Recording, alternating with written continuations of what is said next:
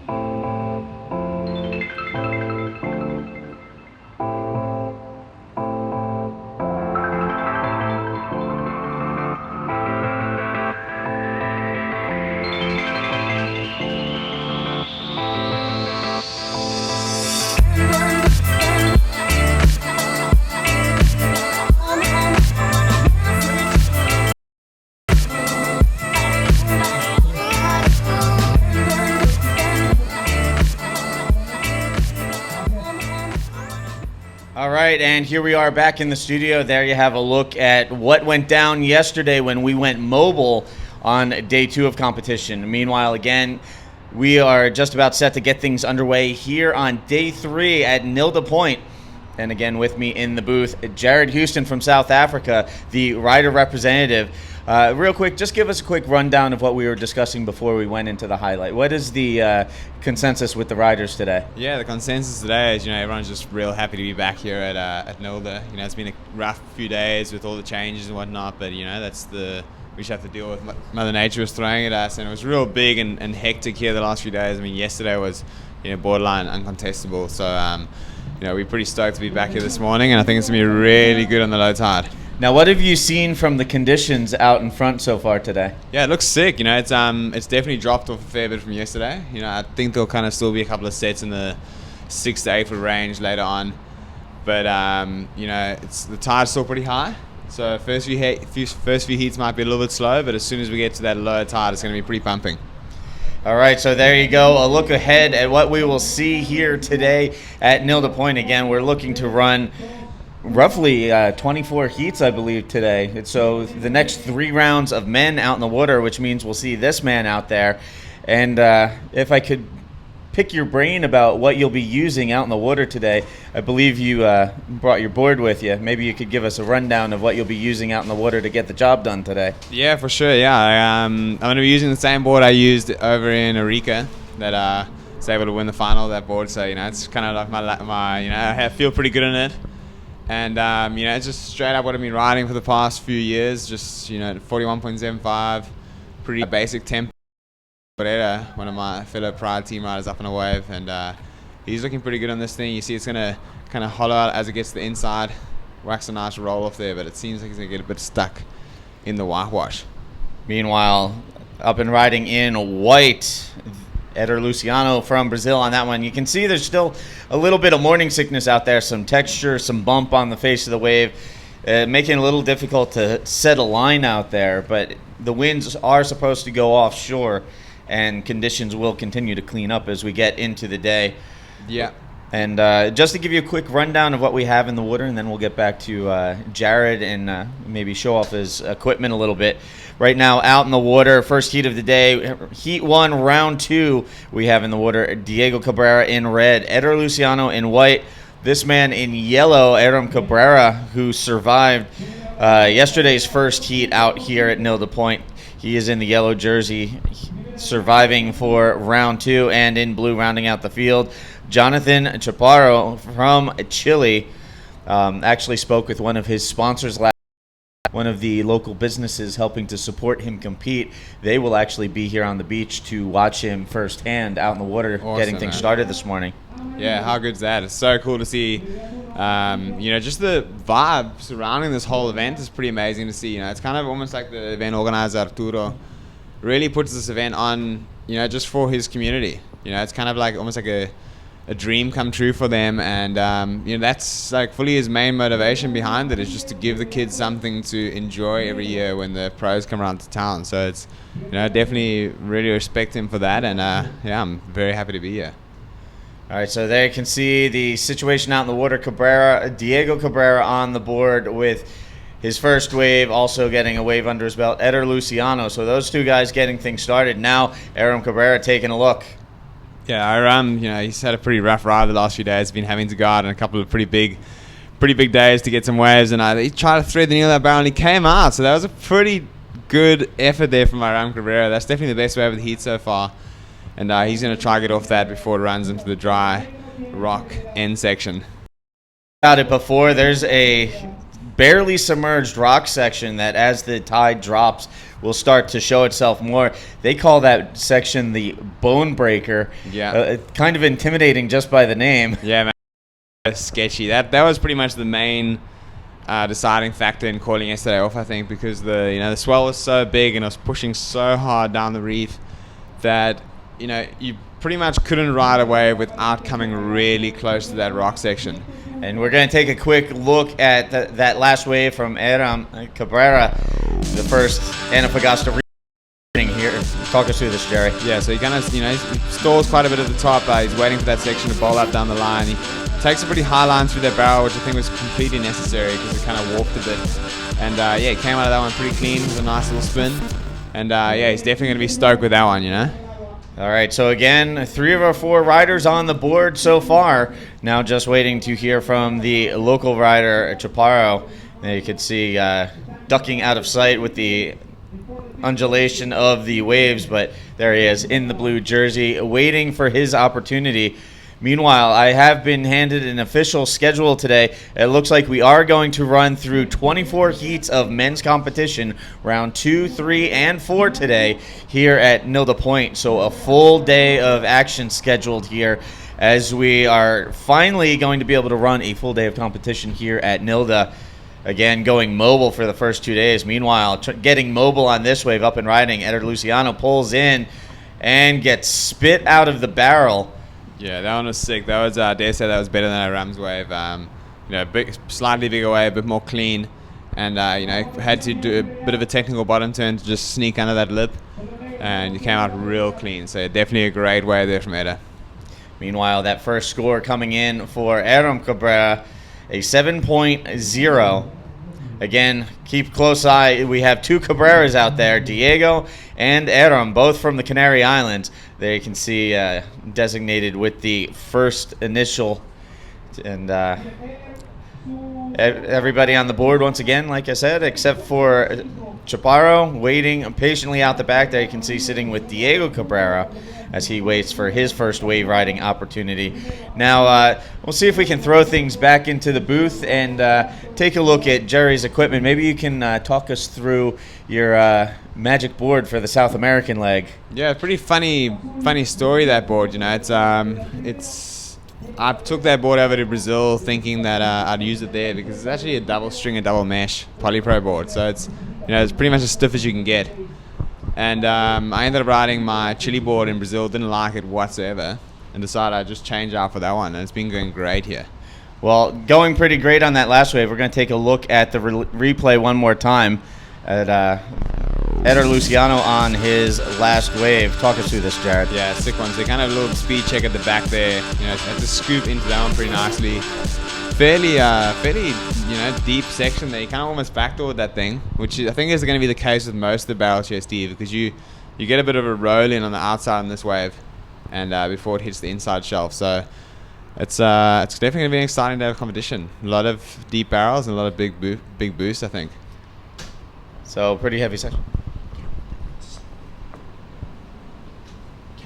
So yeah, guys are still out there waiting for their waves. I'm pretty interested to see what the local rider Chaparro can put together out here. You know, he's being a local at a spot, I think, can be a bit of a blessing and a curse. Being that, you know, you kind of know which the best waves are, so you really want to wait for them, but you know, you end up waiting too long and you can put yourself in a tight situation. Well, here we are again, just getting underway. First heat of the day on day 3 here at the Antofagasta Bodyboard Festival. Steve Action Jackson in the booth with Jared Houston. We're actually going to have Jared grab his board and show you all what he's been riding here on the South American Triple Crown on the 2015 APB World Tour. Yeah, so I'll quickly lift it up there. There's, you know, that's the. I'll put it over here, Steve. I don't really know how else we're going to hold it really, but yeah, just. You know, it's just my standard Houston model with pride, and you know, it's been a bit of a surprise package, this board. Like I was saying before, it's actually way too stiff to be riding over here, but it just kind of goes to show that a board is what you make of it. You know, I had this sick board made out for South America. It was like PE, you know, like real flexy and whatnot, and I just didn't go well. And this board was just completely opposite for what we'd usually use over here. It's just been going great for me, so I'm just loving it. Now, what kind of core, what size is this? Yeah, it's a rundown. Yeah, it's a PP 41.75. You know, pretty basic template, the same template that I use in my stock models. And it's yeah, the interesting thing about it is this double stringer, double mesh. You know, it's a really stiff, rigid board that actually got made up of Puerto Rico, you know, which is like kind of 28-degree water. Now, I would imagine with the double stringer and the double mesh making it so stiff, this thing is really flying out there. A lot of pop out in the water. Yeah, definitely. And I think that's kind of what's been making it so cool, is that it kind of just cuts through the bumps and the wave face so nicely. You know, we had a flexier board kind of absorbs those, so you kind of tend to lose a bit of speed. Whereas this one's just been flying for me. Like here we got Diego Cabrera sitting up, going pretty fast on the line. He's going to do a massive invert. Unfortunately, just kind of landed just on top there. And he wasn't able to ride out that one. But man, how good's Diego been surfing? Looked really, really strong opening up this season. And there you could see, that's part of the reason why he has been so strong. He's just been very aggressive out in the water. Yeah. No holding back out there. And it's really good to see him in the condition he is, given what he went through a few years ago here in Chile with the head injury and having to stay until he gained medical clearance. So to see him come back to Chile and just go after it without, worrying about past experiences. Meanwhile, there you could see the young Chilean pulling in and just got gobbled up on that one. Yeah, man, that was Chaparro's first wave. Unfortunately, didn't really work out the way he hoped. It looked like a pretty good wave when he was coming into it. Had looked like a pretty deep barrel section, but with the higher tide, you can still see there's a bit of warp and a bit of bump in the wave face. So unfortunately, he just wasn't able to push through with that one. So there you can see the scores right now. Aaron Cabrera with a combined heat total of 8.0 lead now. Eder Luciano currently at 7.25. Diego Cabrera with 2.25. Now just waiting for that first wave of Chaparro to register from the judges. Meanwhile, Eder taking a look at this one as this stands up. Yeah, Eder having a sniff at this one. It looks pretty interesting. I mean, it's hard to really gauge from here just exactly the way it's going to do, but pretty massive ARS there, but unfortunately he just kind of landed just under the lip. Yeah, kind of a flat landing on that one. Yeah. I mean, it is so good at doing those ARSs, because he kind of punches out and lands really flat on his board, which really works for him because he lands so flat that he ends up, getting skittered out along the flats. And he's always pretty controlled, but unfortunately that one, just like I was saying, it's just too much bump in the wave face this morning still. Yeah, so the riders battling some somewhat wonky conditions out in the water as Nilda Point shakes off the morning sickness and we get things going. But again, it's supposed to clean up and the conditions improve through the course of the day. The swell is still tapering off, so a little bit more manageable for all you guys out in the water. Oh, definitely. And right now we're going to take a quick replay look at that last wave of Eder Luciano. You can see he kind of comes to the bottom pretty nicely. He's stalling there. He wants that ball. And I dare say he hit it a little bit too soon. Like talking about his positioning, if he went on a little bit further and kind of just hit it cleanly out that ball, he would have been able to get a fair bit further out across onto the clean shoulder to land that a bit better. So, but it's still a valiant effort from him there. It's a pretty big section and it's pretty shallow out there. So hopefully... Yeah, the rocks and the reef are definitely concerned for you guys out there.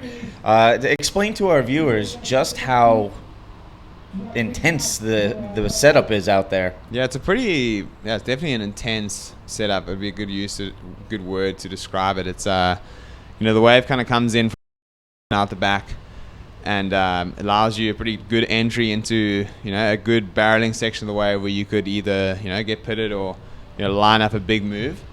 So it's a pretty exciting wave, but right after the ram section, there's a bit of a exposed ledge that kind of sticks up. It's almost like a crown of rocks, and you come pretty close to it. So it's very nerve-wracking. It's definitely not an easy wave to surf. Now the first couple of days I've been making jokes about the setup out here, the environment of the break itself. At first I was joking around, it kind of looks like something from Planet of the Apes out there. And then yesterday I was joking around, referring to an old TV series in the United States called Dark Shadows. Yeah. And then it dawned on me yesterday, if you've ever seen the remake of the movie King Kong, it looks like Skull Island out here. Yeah, okay, I haven't seen it actually. But imagine that is what it would look like. Sounds like something out of King Kong. Yeah, so just a lot of jagged rock out, really shallow reef.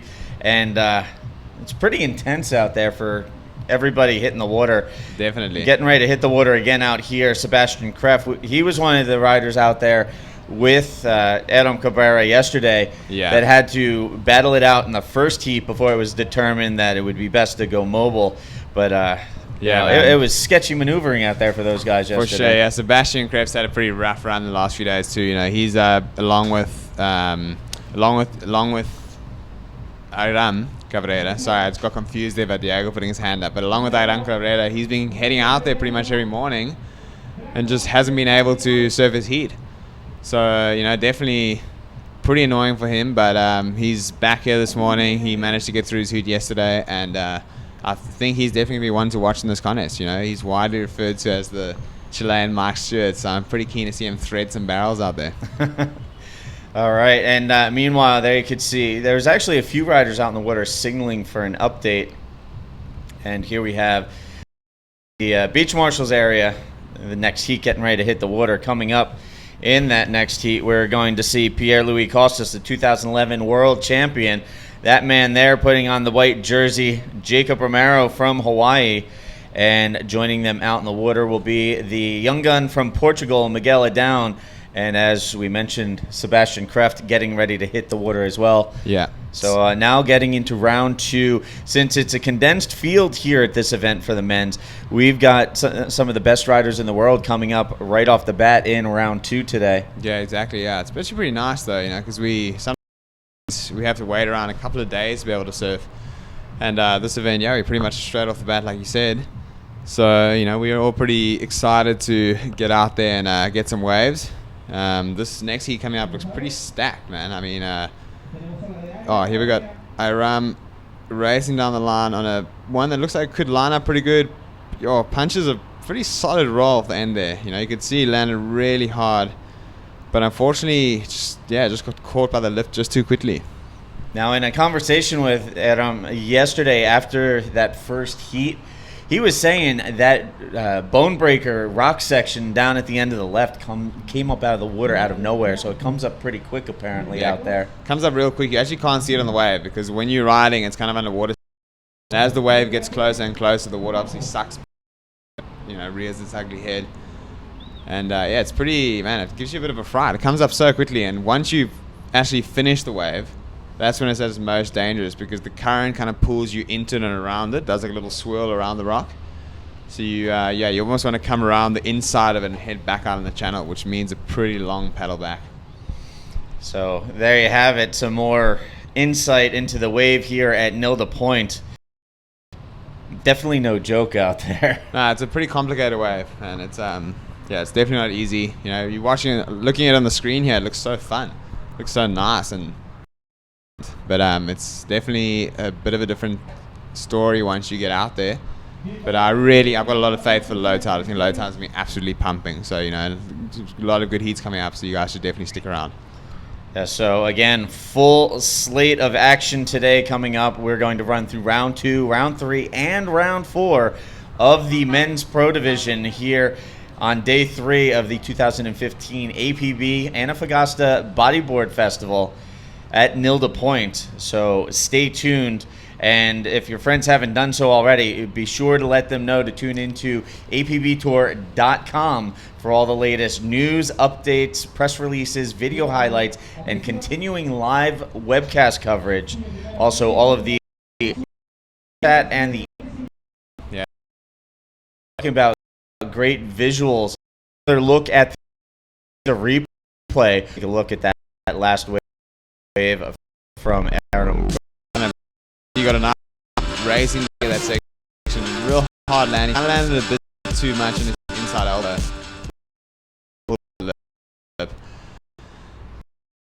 That must have been a pretty to take on.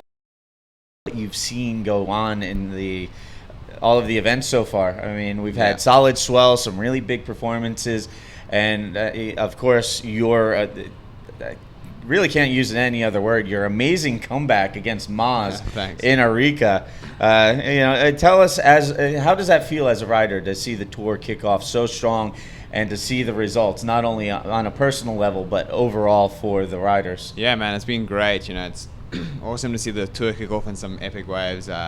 Iraquachado was, definitely a spectacle, with that big swell. A couple of great rides. I've actually seen more 10s go down in the last 2 events than I think I've seen the whole time. So that's been pretty cool. It's a good way to put it.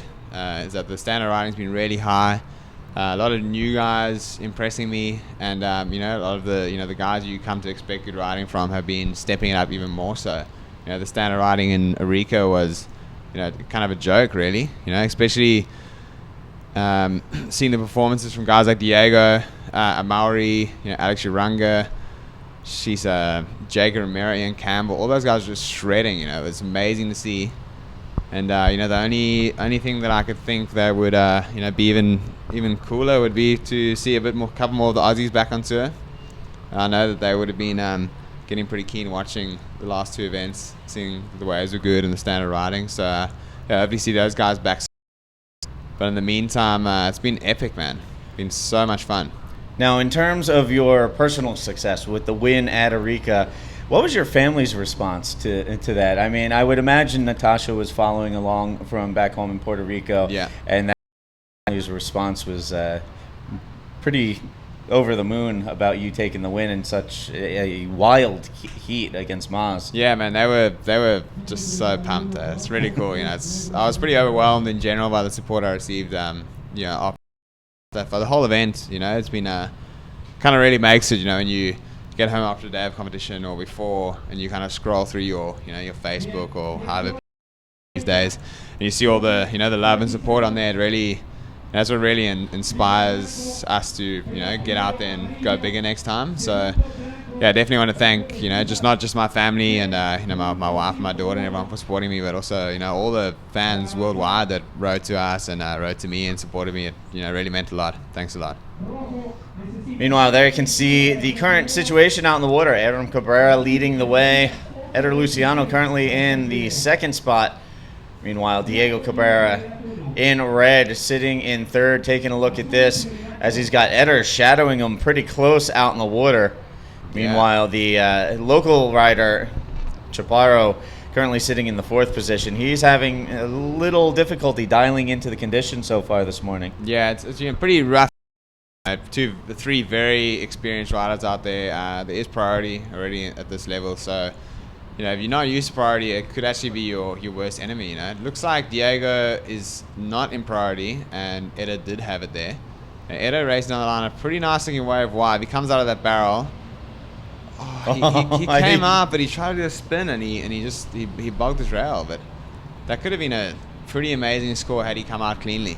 That wave had an interesting wobble there right at the end where he was making his exit. It stood up and then just collapsed down. It looked like he made it out, but like you said, I don't know what happened after that. Whether he tried to throw into a spin or if he just kicked out after that. Yeah. But we'll leave that up to the judges to score. Yeah, I'm sure we'll get a replay on that soon. But that looked pretty, it was a sick barrel and hard. The barrel almost took a big breath as it blew out. And to me, it looked like he kind of hopped over that little bit of wall and did a quick spin, but just wasn't able to complete the spin.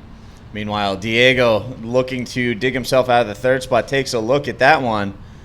And no go for him. He'll have an opportunity to roll through. Yeah.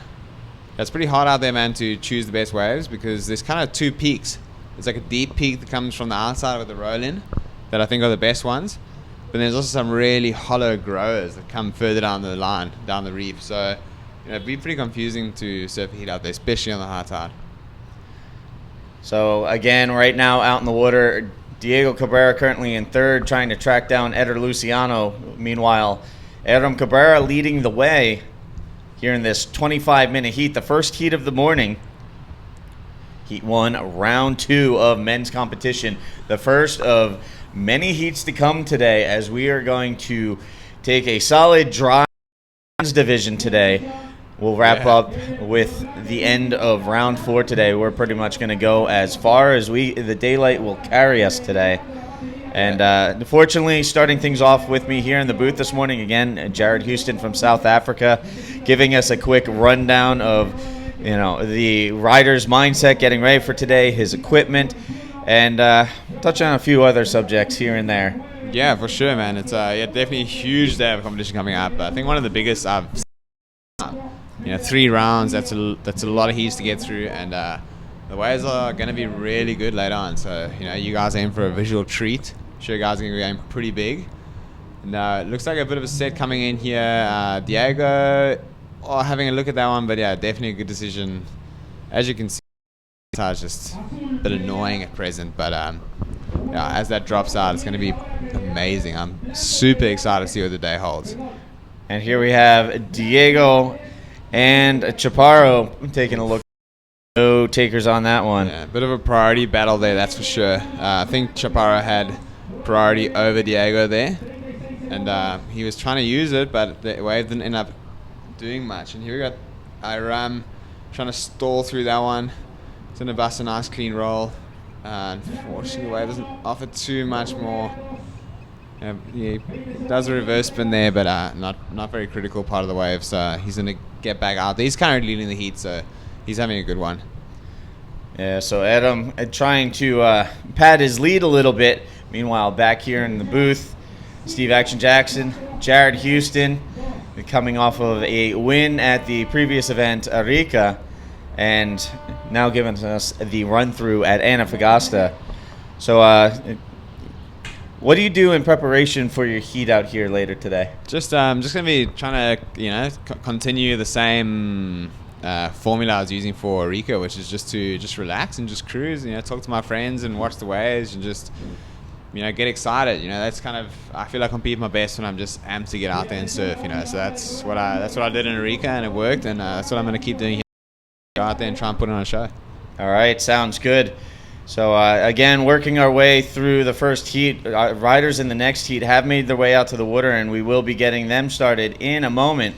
Again, coming up next, we're going to see Costas go up against Jacob Romero, Miguel Adown, and Sebastian Kreft. So it's going to be an interesting heat. Still early going, trying to get the conditions out there, waiting for things to calm down a little bit. Meanwhile, that first heat, a little bit of a tough one, but Aram Cabrera and Eder Luciano able to put together the scores they needed. They finished 1 and 2 respectively. They will move on to round 2, and round 3 rather, as this is round 2. And round 3 is not an elimination, so these guys will have at least 2 more chances to battle it out. Meanwhile, there you can see the breakdown out in the water right now, getting ready to go. PLC in red, and he'll be joined by Jacob Romero in white, Miguel Adown in yellow, Sebastian Kreft in blue. And you were taking a look at the men's draw. Yeah, no, I was just taking a look at the men's draw there. That this round that we're in right now is actually currently the non-elimination round, which is the round the top 16 start in. So Iram, who just won his heat, will just catapult straight through to round 4, whereas Diego, Chaparro, and Eder Luciano will all meet again in round 3, where the top 2 will advance to meet with Iram Cabrera, who will be waiting for them in round 4. So it's a pretty important heat, this one right now, because you really want to win this one so you can get past and not have to surf an extra heat unnecessarily, which I don't know, some guys actually like to surf the extra heat. In Arica, I was actually pretty pumped to lose my first heat because it meant I got to surf again in the pumping waves. So, it's interesting. It's going to be interesting to see how the guys play this, Definitely. Meanwhile, watching closely from the bleacher section, 5-time women's world champion Neymar Carvalho, joined by Ronaldo Carvalho, who we saw in action yesterday in the Pro Junior division. Unfortunately, he was eliminated in the quarter.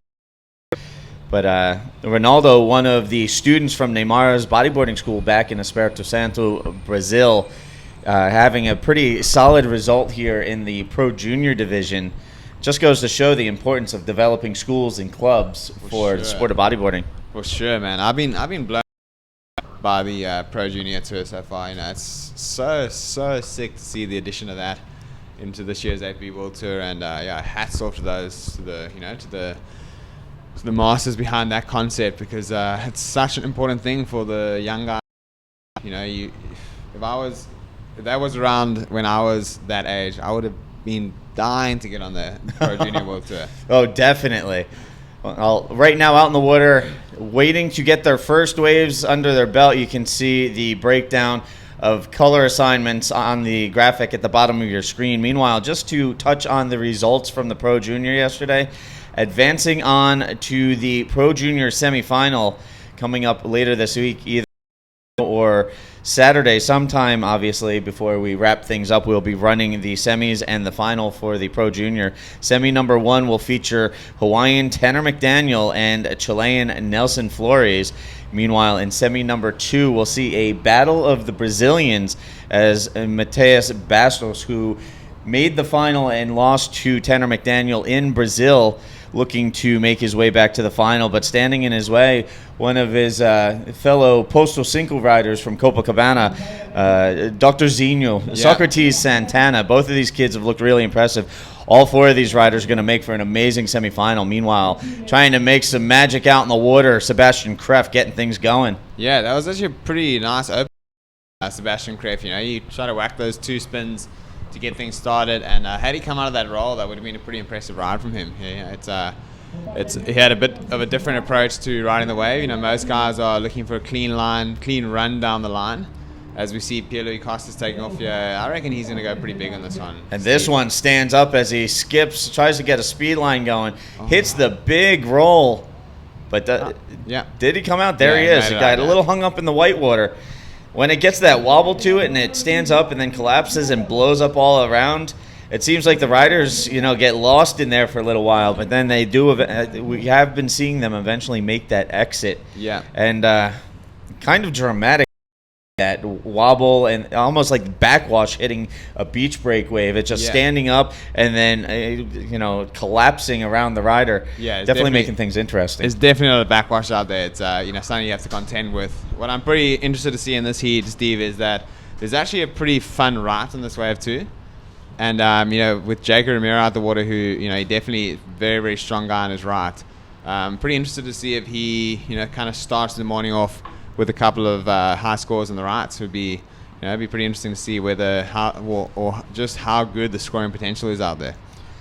Yes, Jacob Romero, definitely not one to shy away from a big right-hand section out in the water. So we'll see what the wave offers up. He is hoping he gets a couple of dinosaur ramps.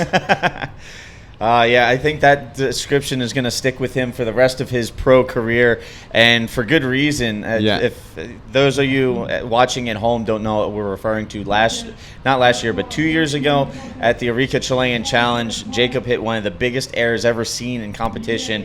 When drawn out to scale by one of the local artists, it was the equivalent of him roughly jumping over a Tyrannosaurus Rex. Yeah, man. So ever since then, it has evolved into jokes about him jumping dinosaurs and looking for dinosaur ramps. Yeah. And you know what? You're not going to hear any complaints in the commentary booth if Jacob wants to take to the air like that. For sure, man. That's probably definitely one of the funniest things I think I've ever seen. And we're just loving it. Arica this year, every time a ramp would come through, we'd kind of be like, Jacob, is this a dinosaur ramp? Is this a T-Rex ramp?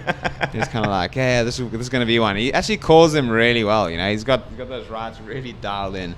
So I was unfortunately didn't find any T-Rex ramps or any Tyrannosaurus Rexes to jump over this year, but I'm sure we'll be back next year with a vengeance.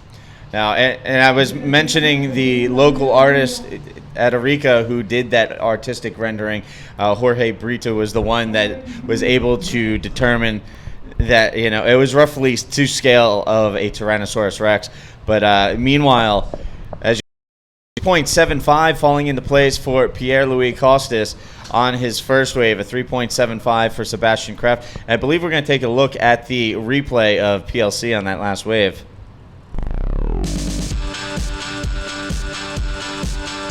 Yeah, we've got Sebastian Kref up and riding here. Look at his first ride. Waxed two spins in the pocket there, and it almost like he wanted to thread through the barrel on that one, but just unable to. And we got Peter Costas, one of the big waves of the morning, really flying at the bottom. Nice arcing roll. Landed pretty hard on his inside rail, so you kind of almost hug the tube there for a little bit and got pushed out onto the shoulder. And the judges gave him a 6.75 for that one. All right, so there you have it. PLC taking the early lead, has the advantage out in the water. Taking a peek at this one, but going to let it roll on through. So now just waiting for Jacob Romero and Miguel Adown to get onto the board with their first scoring ventures of the morning. And while they wait for waves to roll in, we touched on Pro Junior yesterday. Meanwhile, in the women's competition yesterday, we saw advancing round 4 from non-elimination competition, Sari Ohara, Paloma Fragan, and Isabella Souza, and Ayaka Suzuki taking the heat wins yesterday. They advanced straight to round 4. Meanwhile, the rest of the remaining women's field will battle it out in round 3 repechage when we resume women's competition. And just a note, yesterday during her heat win, Paloma Fragan actually went headfirst into the reef and suffered a pretty sizable gash over her right eye, and had to be tended to by lifeguards and paramedics. A pretty heavy situation out in the water, and just a perfect example of the women charging just as hard these days as the men. Yeah, man. I didn't get to see that, but luckily. But I heard about it. Alexandra Rinder was in her heat. She's been staying with us, and she told me that Paloma kind of popped up next to her with this huge gash in her eye that fully rattled her. I imagine it would be. It would be a pretty heinous situation to witness a fellow competitor getting pretty hurt in the heat. So the best of luck to Paloma. Hope she heals up soon, and hope to see her back out there in the event. But also to be wise and look after that wound. From what I understand, she got patched up, and she will continue in competition when women's competition resumes. But yes, it was definitely a rattling situation yesterday as members of the APB World Tour, along with the lifeguards and paramedics, rushed down onto the beach to tend to her. And it's never a good feeling when you see one of the fellow competitors sitting on the beach with blood running down their face, having suffered an experience like that out in the water. For sure, man. But Paloma was out in the water charging yesterday. I got to give her a lot of credit. She was going after it. She won the heat, and you know what? She hit the reef in the process, but she shook it off afterwards, and she's apparently ready to go when the ladies hit the water next. Yeah. And surf with Paloma a bit at Fronton and various waves here in Chile, and she's always going pretty nuts. Her husband is Igor Sanchez, who's a bit of a wild dog from Canary Islands. He's full Fronton charger, so I reckon he definitely rubs off on her, and she's always trying to keep up with him. So she goes hard, man. So again, Paloma Fragan, one of the 4 ladies advancing straight to round 4 yesterday out of non-elimination competition. Meanwhile, as I mentioned, Sari Ohara, Isabella Souza, Ayaka Suzuki also rounding that out. And I'll touch on some of the other ladies right after this, as it looks like a wave rolling through. Sebastian Kreff taking a sniff, didn't like what he smelled, to steal a Terry McKenna quote. But there's still waves coming through, these guys picking and choosing. Just to look at some of the standouts in the women's division, we saw Alexandra Rinder coming off of the win in Arica. She finished second in her heat. We will see her again in round 3 repechage. Also, one of the more interesting notes of the event so far has been Yokote Natsuki from Japan. She's deaf, and there's been some concern about communication. We'll get back to that in a sec as we see Miguel Down pull into that closeout. Yeah, it looked like a good wave at the beginning, but just too much wash, and just unfortunately pinched him at the end there. So just to wrap up what I was saying, Natsuki from Japan, she has actually been able to advance through her first couple of heats and continues on in women's competition, looking very strong out in the water. Again, despite the hearing deficiency, and she's looked really, really strong in the women's field. Man, that's amazing. I didn't know that. That's kind of made my morning hearing that. Best of luck to her. Hope she goes all the way. It'd be awesome to see her in the final. It'd be a huge win for the entire deaf community. Back in South Africa, we actually had a guy come and learn judging and do the whole full level judging course, and he was deaf, and he ended up being one of our best judges. So that was a huge win for the deaf community in South Africa too. Meanwhile, here we have Jacob taking a look at one of the right-handers we were talking about. Yes. Unfortunately, just getting hung up there. The right kind of does that. It sucks up really shallow, and then that as it fattens out, as it hits the channel, it kind of goes a bit wonky. So definitely a tricky way to ride, but there could be some moon ramps up. All right, and right now we're actually going to throw things to our first beach interview of the morning. So we're ready to send that to the beach area. We have the winner of the first heat of the morning. cambio. Azul tiene prioridad. Good morning, everyone. We're here with the win.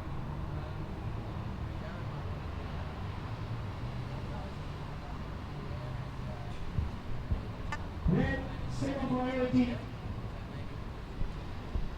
All right, so we'll get back to the interview in a moment, as it looked like we were about to have live action out in the water, so we'll get back to that in just a second.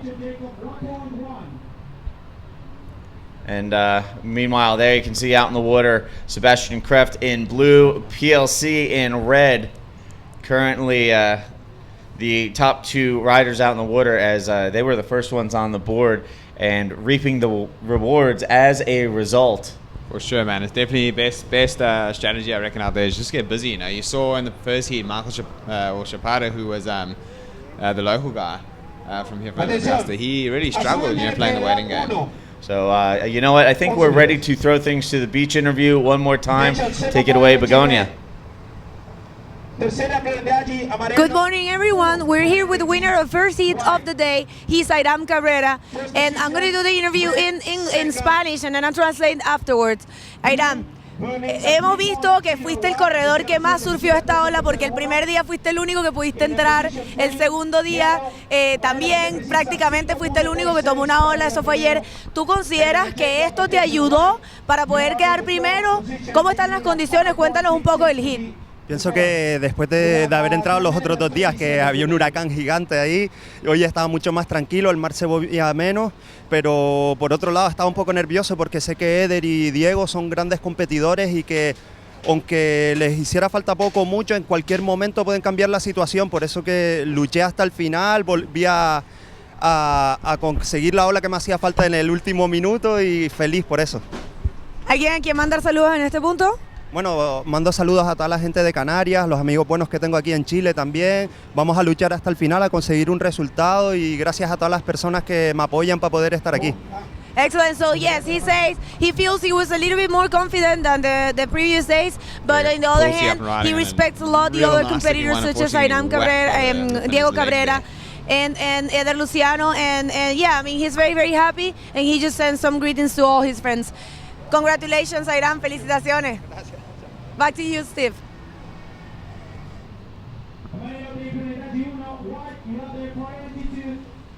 All right, so back to live action. We had a couple of waves there while we were wrapping up the interview with Airam Cabrera, the winner of that last heat.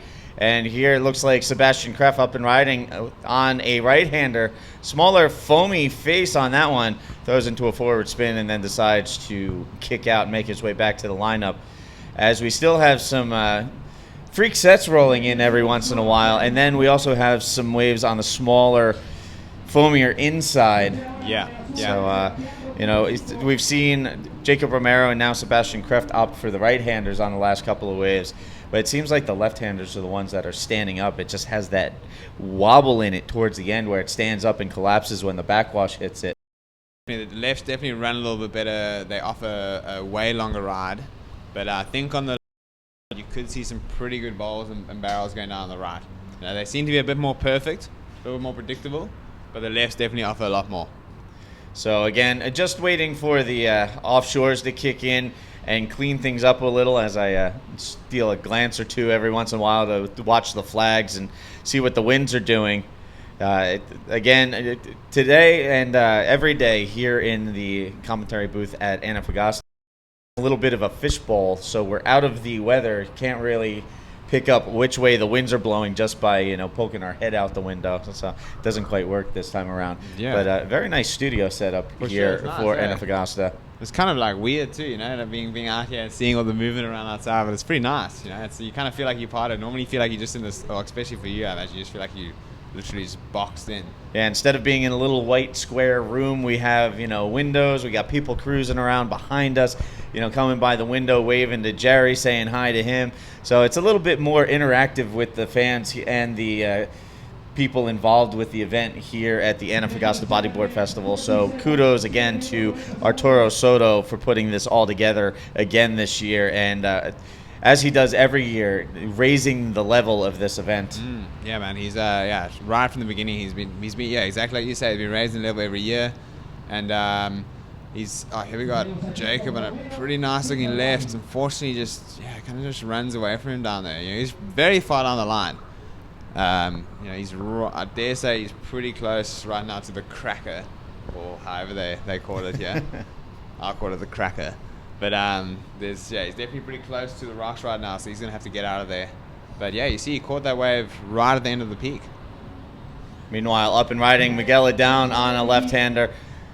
Goes to the high line looking to drop in and get a section. This wave's going to get a little small on him. He reverses off the top and then will kick out. Yeah. So that one just really didn't line up for Miguel the way he had hoped. Oh. It looked like it was going to be a really nice solid wave if it stood up, but unfortunately it did anything but. Yeah, man, that's got to be one of the most frustrating things that can happen to you as a competitor. That Miguel was doing everything right there, was lining that thing up. It looked like it was really going to bowl. I was expecting a pretty large backy, or he's air forward in Miguel. So I was definitely expecting something big, but it just fatted out. And that's just a real heart crusher when you're out in the heat, especially in Miguel's position. You really want to win this one so you're able to leapfrog that round 3. So there you can see the current situation out in the water. Totals, PLC leading the way. He is followed by Sebastian Kreft. Miguel down currently 3rd, and Jacob Romero sitting in the 4th position, still trying to dial in out there and a little more sizable score-wise. Yeah, it's definitely not easy. I mean, when you're watching this and you're seeing that, a few of those guys in that heat are, some of the best riders in the world, and it's very uncharacteristic to see Pierre at this stage of the heat with 7.75. He's still winning, but that's a pretty low score for someone of PLC's caliber. So that's when you know that it's really difficult out there, Steve. It's not easy. A lot of people paddling for waves and missing them. Which just goes to show you that it's pretty hard to line up, and it's not easy, man. So as the riders in the water contend with the conditions and little bump on the face, getting ready to go out and battle it out in the water in the next heat, we're going to see on deck Lucas Nogueira, Elton Loureiro, Antonio Cardoso, and Nelson Flores. So Nelson Flores, the Chilean Super Grom, doing double duty here at Antofagasta. Again, as I mentioned previously, we'll see him coming up later this week in the Pro Junior semifinals going up against Tanner McDaniel. Meanwhile, here on day 3 of competition in men's round 2, he's going to have his hands full with the young man from Portugal, Antonio Cardoso, as well as a pair of Brazilians in Elton Loureiro and Lucas Nogueira. So no small order in front of the young Chilean. Nah, it's stacked heats for everyone, man. I wanted to ask you, Steve, but you would probably know, are those Pro Junior semis exactly the same as the ones in Brazil? I believe it will be the same format as we saw in Brazil. That will carry through all 4 of the planned Pro Junior events on tour this year. Yeah, that was a pretty nice wave there from Jacob Romero. The first backflip of the heat, like I said, he's looking for those rights, and he just found one. And he whacked a pretty nice flip there. A little bit of a smaller wave, but the rights actually only work with the smaller size. So be interesting to see how the judges reward him for that one. So while we wait for that to fill in, just to give a little bit more of an answer to your question, the only difference that we have seen so far between Brazil and here is the use of the APB priority puck. That coming into use more for beach break waves as opposed to reef breaks. So you really won't see the man-on-man priority heats begin with a puck toss to determine priority before hitting the water. That will make its return at Sintra when the tour returns to its next beach break venue.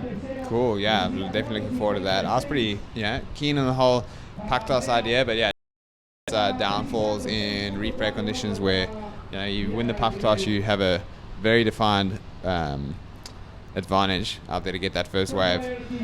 But so Jacob actually just went through the first of that last score, Steve.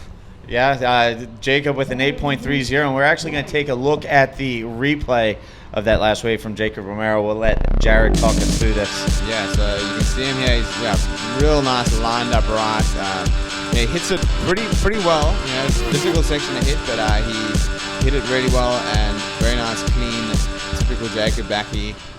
That's the best way over the heat so far. So Jacob finally getting a solid ride under his belt. That's enough to move him from 4th to 1st. Now leads the way with PLC currently in 2nd. That leaves Sebastian Kreft in 3rd, Miguel down in 4th, and both of those guys doing their best to work their way through this heat and advance on to the next round. And here we have PLC taking a look at the right-hander. A little bit of a wobble on that wave, but he hits the roll, and now he will duck out as that one just kind of avalanched and got small and fat on him. Yeah, that one, PLC was definitely a smart move there from PLC because he's sitting on a strength of, I think, a 6.75 and I imagine a 1. So he didn't need much there to overtake Jacob. Jacob's score is made up almost entirely of that one maneuver on the right-hander. So I dare say that Pierre might just be able to steal back the lead from Jacob there. So the pressure's back on him. And there it is. Score filtered in, add to his combined heat score. PLC now sitting on a combined heat total of 11.15, takes the lead. And this man in white, Jacob Romero, looking to back up his last wave with something solid. Not going to work out. He didn't like what he saw lying up in front of him, so he ducks out the back of that one pretty quick. Yeah. Jacob's got he won't be chasing down too much of a big score, but still something substantial for the heat we're seeing right now. But yeah, it's definitely without his reach. I'm sure he'll be looking for another right-hander. And meanwhile, there you can see the lady we were talking about from Japan, Yokori Natsuki. We will see her continue on in women's competition when the ladies resume action out in the water. Could very well see the ladies hit the water here at Nilda Point tomorrow. So it'll be interesting to see how the ladies handle this venue. Meanwhile, Miguel down, up and riding. Yeah, shame. Miguel's having a bit of a rough heat out there. He's not making bad choices as far as his waves are concerned. They're just not really lining up for him. You've got Pierre, nice, slow PLC backy there. Definitely a great wave. You can see there he came really close to the crack at the end there. We've got Jacob up in his last wave of the heat. He's looking to get ahead of Pierre, but that one just not materializing for him. All right, and the horn has sounded, so that's the heat. PLC, Jacob Romero with last second wave exchange. Those two riders, 1 and 2 respectively, looking to hold off Miguel down and Sebastian Kreft. We'll wait for official results, but as of right now, it looks like PLC and Jacob Romero will advance out of Heat 2, Round 2. We'll see them again in Round 3 when we get to the non-elimination portion of the men's draw. Meanwhile, again, getting ready to start things off out in the water. We're going to see Noguera, Elton Lavero, and Nelson Flores. So just waiting for those last scores to register as we hear our beach announcer Mono in the background. And here we are counting down. And the horn has sounded. That means we are underway in Heat 3, Round 2. First, there you can see the final results for Heat 2. Pierre-Louis Costas taking the win. Jacob Romero second. They advance on. Sebastian Kreft, Miguel down. Not so fortunate out here at Nilda Point.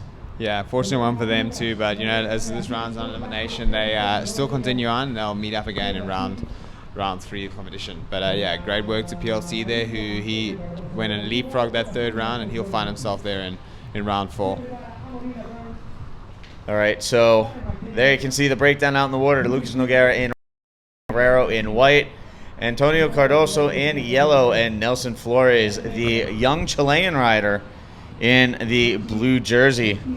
So the Super Grom going up against the young up-and-comer from Portugal and a couple of seasoned veterans from Brazil. And here we are, first up and riding in white, Elton Lavero on that one. Oh man, so bumpy that one. Looked really coming into it, but it just a little bit too much backwash, and it's still. I was kind of getting a bit worried about the wind, Steve, looking on the screen, but after stealing a quick look behind me, I see that it's still very, very much glassy. So we're still in for a great day of competition.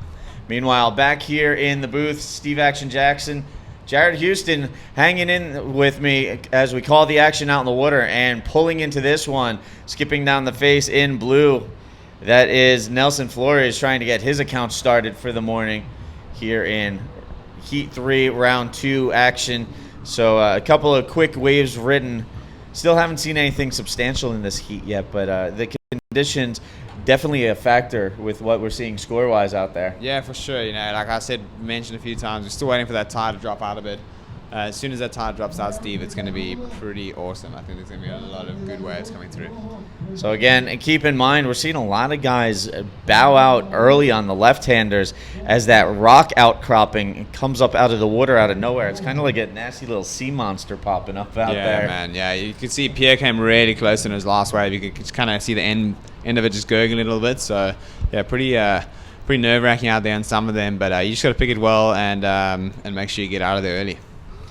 All right, so again, underway with Heat 3, Round 2 here on Day 3 of competition here at Nil de Point. After having gone mobile for the first 2 days of competition down the beach at Budeo, we are back in the studio here. We've got the live webcast, we've got action out in the water, and we've got Jared Houston from South Africa here in the booth. Brain a little bit about his board, about the fins you're using, the new Vulcan Pride. You guys did a lot of testing for those. Yeah, we did a lot of testing for that, man. So we're really happy with the outcome of the fins. They're definitely, without a doubt, the best in the market at the moment, and we're loving it, man. And there you can see in the Beach Marshals area, the competitors' locker. Guys have been able to stash their gear in there and wait their turn to hit the water. Something that we added for this event. And hopefully we'll start to see more of this. It seems like a pretty convenient thing to have for you guys over Definitely, there. real cool. I remember a couple of years ago we had some really nice ones over at the Box Comp. But we haven't seen them since, and so I'm pretty excited to see them back here at Antofagasta.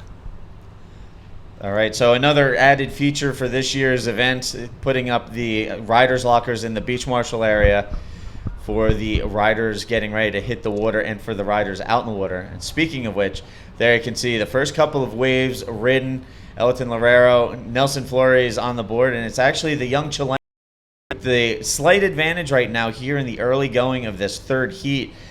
He managed to register at 2.0 just for his effort on his opening wave. That's enough to hold the edge over Elton Lerero. Meanwhile, still waiting to get Antonio Cardoso and Lucas Noguera on the board. So Toe and 50 Cent out there waiting, and here we have Lucas scratching into this one. And it looks like a little bump riding up the face of the wave actually pushed him off the back. Yeah, definitely. It's pretty hard to get over that first ledge. You know, the guys are sitting where they're sitting right now. It looks like they're kind of waiting for the roll-ins. That only really happens in the bigger sets, so it's a very hard wave to get into. When I free surfed out here the other day, I missed a whole bunch.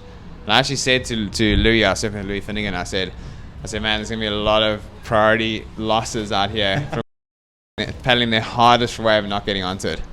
Now, explain a little bit to the viewers that might not be familiar with the priority system about how priority changes out in the water and how you can lose it just by paddling for a wave. Yeah, well, priority is basically a system that encapsulates gentlemen's rules, where it's basically taking turns.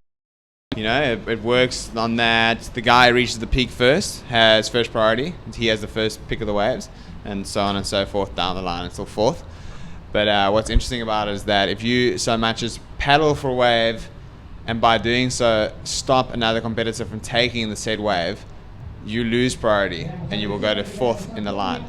So it's a pretty critical thing to have in heats. You've got Antonio Cardoso coming off the bottom there, a great little line through that barrel, and finishing off pretty strong with some open face maneuvers. So yeah, he's getting on the board with that, and yeah, he'll be leading in style. So a little cut spin there at the end coming out of the barrel. Nice wave to open things up for Antonio Cardoso from Portugal. A pretty solid crew of riders from Portugal here in South America for these events. We saw Miguel Adown unfortunately go down and not have the result he wanted in that previous heat. Yeah. And we see Antonio Cardoso as well. And then in the women's, we've seen Teresa Almeida. How important is it to be able to cruise around with some people from your home country? Oh, it's so sick. In Brazil, we had a pretty big contingent of South Africans over there with myself and Ian, as well as Luke Kitchen and Brode Gleason over there, which was amazing to have those guys over there. So nice to have fresh faces, and even more so when they're from your hometown. Meanwhile, there you can see Lucas Nogueira taking a look at that wave. And I believe we're getting ready to throw things onto the beach interview. So Begonia with the winner of the... Take it away, Begonia.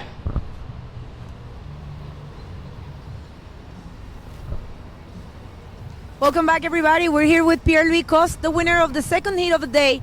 Pierre, how was that out there? How do you feel? How was the heat?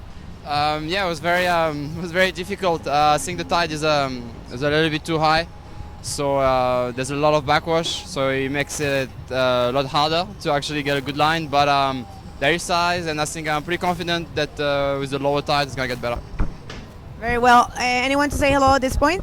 Quero mandar um grande beijinho a meu amor que está em casa, a Iris, e I just want to say thank you to everyone for the support, and yeah, let's see what the next days are going to bring. Sweet. Congratulations, Pierre. All right, so thank you, Begonia, for the beach interview, and congratulations again to PLC. And whoa, someone pulling in there and just getting devoured by a big closeout left. I'm trying to discern from the riders remaining out in the water. I think that might have been Antonio Cardoso, because I don't see a yellow jersey out in the lineup right now. Yeah, that was definitely Antonio. I mean, it looked like he dropped in there, and as the wave just erupted with the biggest blowout, it kind of just fell flat again. So he definitely did well to try and get out of there early. But yeah, he's leading the heat, so he doesn't have too much to worry about right now. All right, so as we work our way through this heat, actually going to let Jerry duck out so he can go cruise, relax, get ready for upcoming heat today. And before I let you bounce out, is there anything you'd like to say? Any shout outs, comments, closing thoughts? Yeah, just thanks everyone for watching. You know, the numbers are really great in Arica, and we hope to continue that for this event. So if you're watching, make sure you let all your friends know that it's on and that we're live, and that the wave's going to be pretty sick later. So there's going to be a lot of action coming up, and yeah, just thanks heaps for all the support. Thanks to all my family, friends for all their messages, and yeah, looking forward to one last good result here before I head home to my family. So yeah, thanks a lot. Have a good day, Steve, and best of luck. And the same to you. Good luck out in the water, and enjoy the rest of your day. Thanks, man. All right, so Jared Houston making his way out of the booth. Thanks again to him for hanging here for the first couple of heats and then some this morning as we get things rolling on day 3 here at Nilda Point, the 2015 APB Antofagasta Bodyboard Festival, and getting ready to roll things out in the water. Tanner McDaniel and Kalani Latanzi getting ready for their next heat. And just to take a quick look at what we're going to see in Heat 4, no shortage of talent. 2-time world champ Amaury Laverne coming up with Tanner McDaniel, Louis Finnegan, and Kalani Latanzi. So we can expect to see them hitting the water in Heat 4. Meanwhile, out in the water right now in Heat 5, Antonio Cardoso with a 6.75 on his opening wave.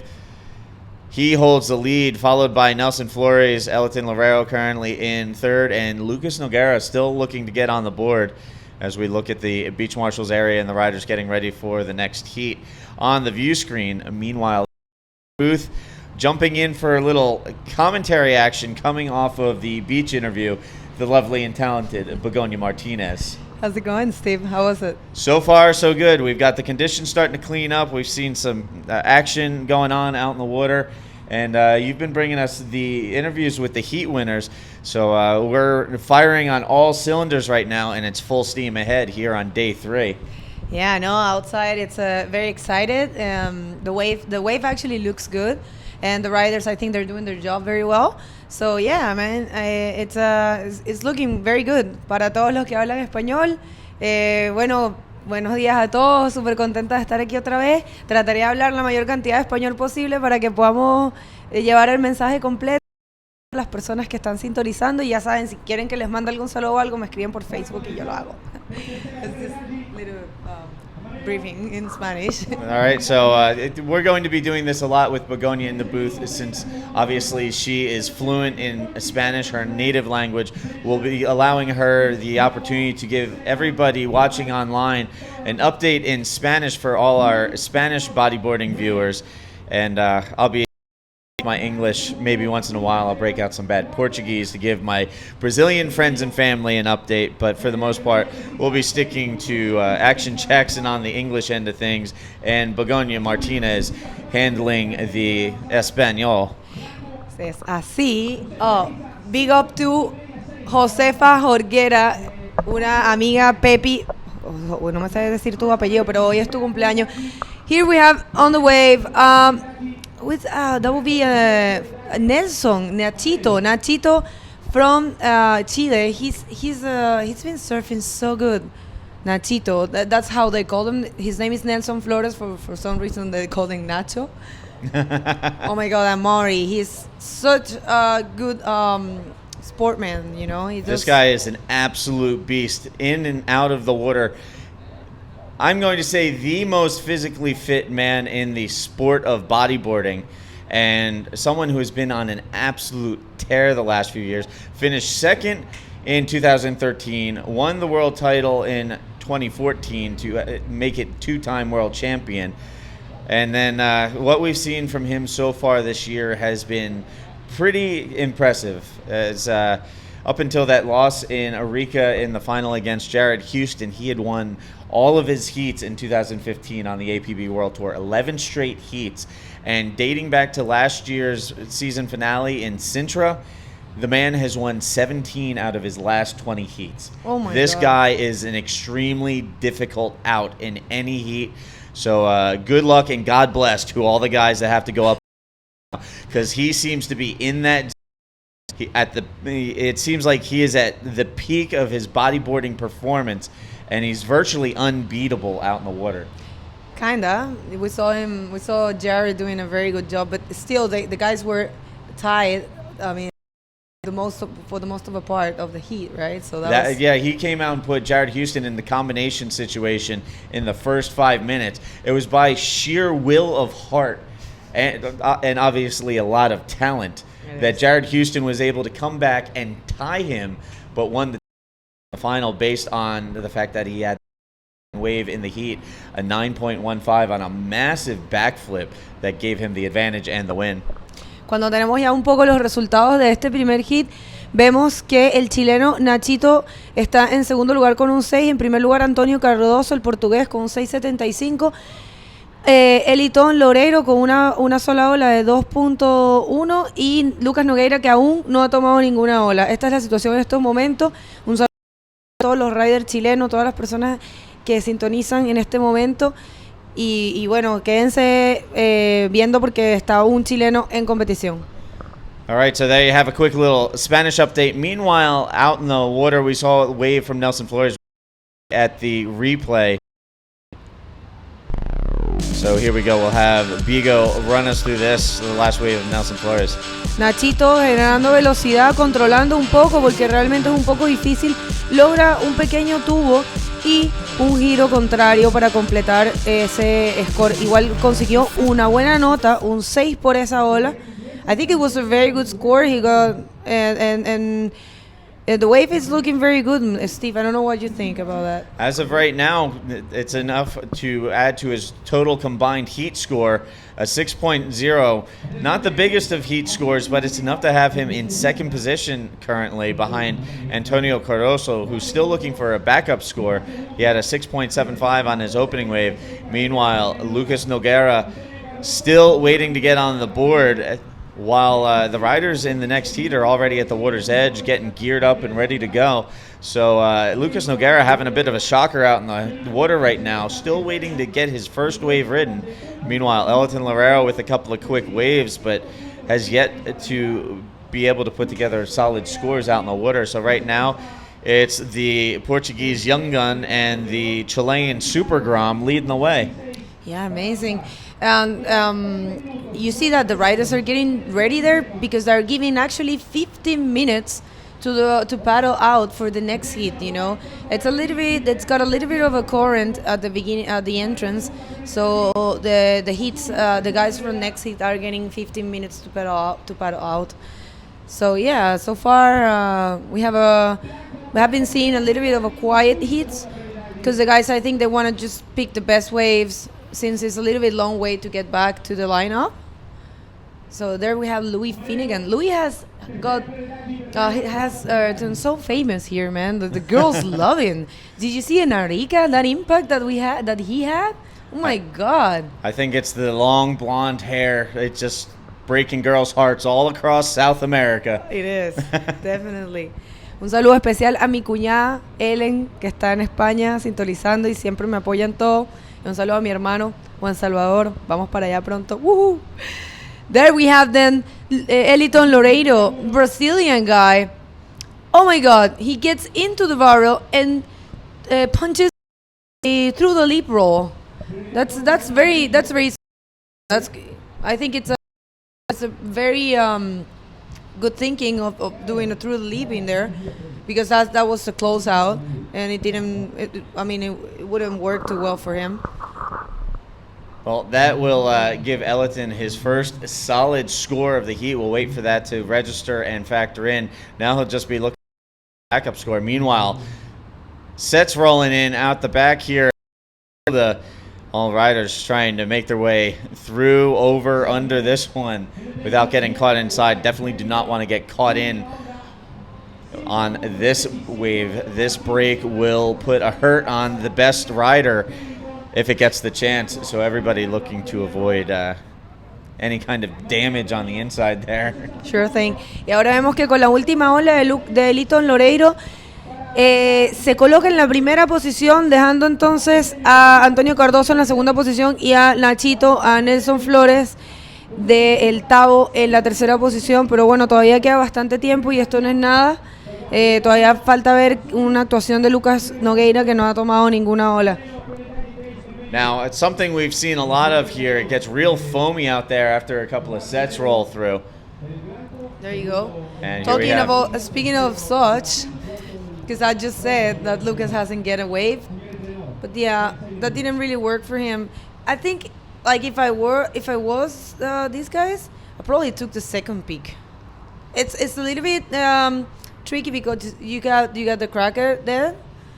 But still, you know, it looks like the first peak, it's closing out. So it's like one maneuver, maybe, I don't know.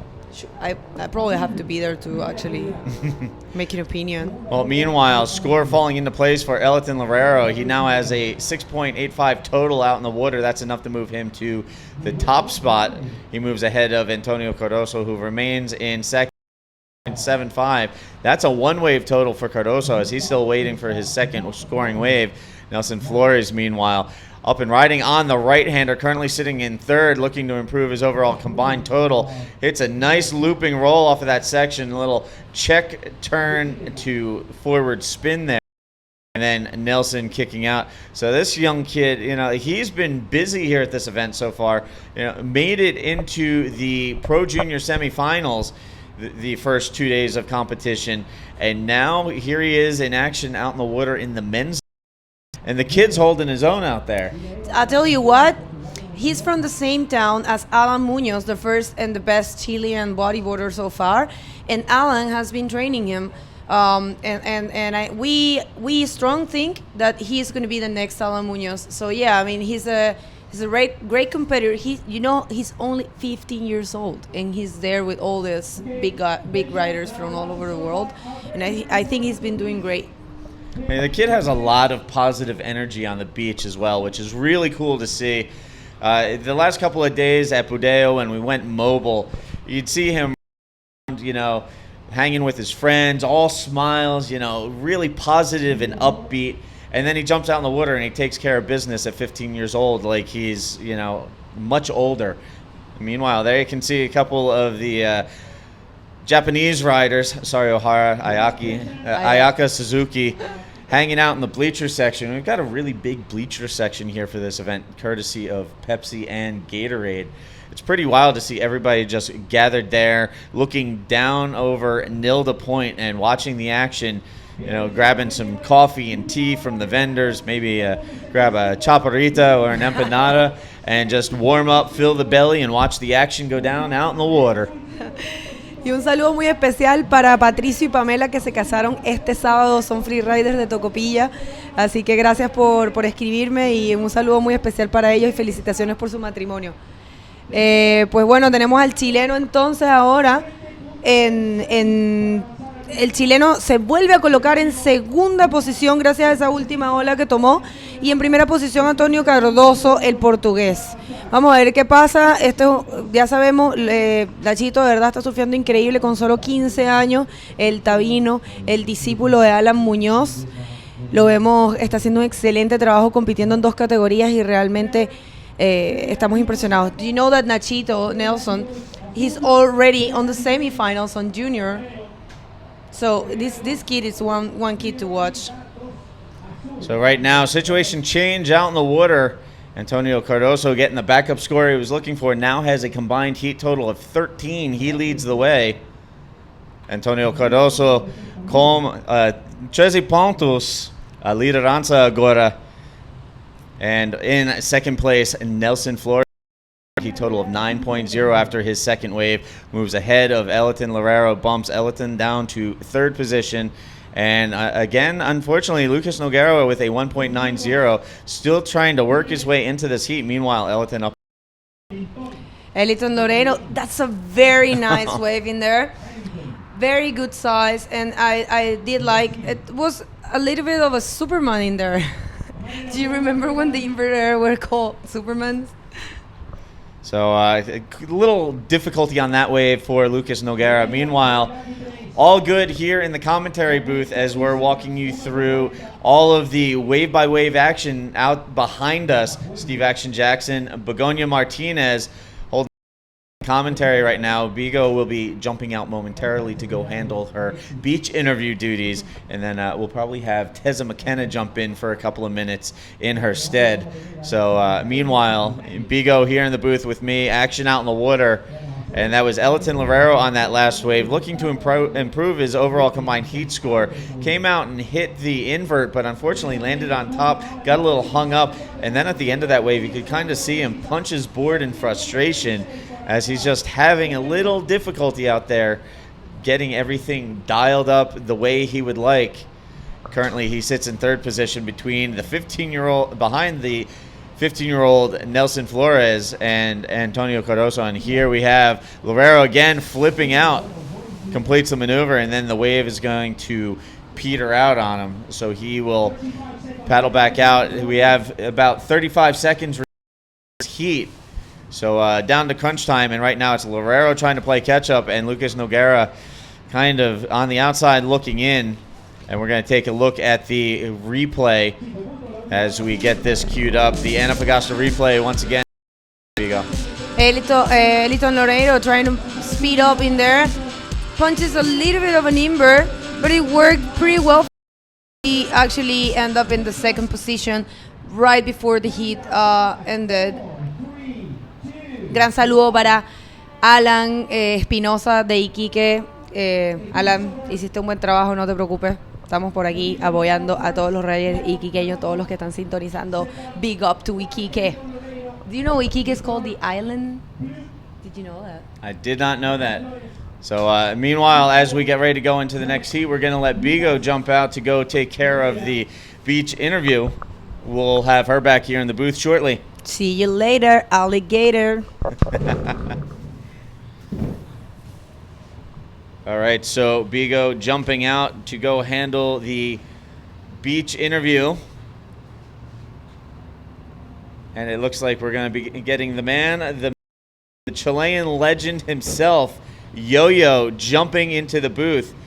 So what's going on out there, Yo-Yo? Good morning, Steve. Good morning, everybody at home. Here we are at Antofagasta once again. New location, a new show for everybody around the world. Here we are at the north part of the city, and well, Nilda is one of our heaviest way from the north of the Atacama. Meanwhile, behind us, we have event organizer Arturo Soto doing a little happy dance this morning as we are up and running with men's competition here at Nilda Point, as you were saying.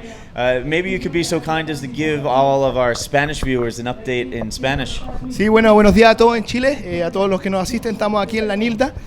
Bueno, esta es una apuesta que estamos haciendo con el Club Budeo, con APB, por el circuito mundial, ¿no? Mostrar una locación diferente, con condiciones más adversas, ¿no? Más difíciles. Entonces, estamos ya muy contentos de entregarle este primer en la parte norte de Antofagasta, quienes no conocen la ciudad.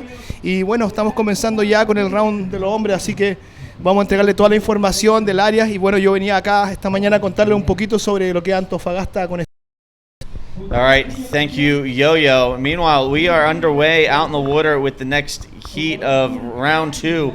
Out in the water right now, we have Amory Laverne, Tanner McDaniel, Louis Finnegan, and Kalani Latanzi.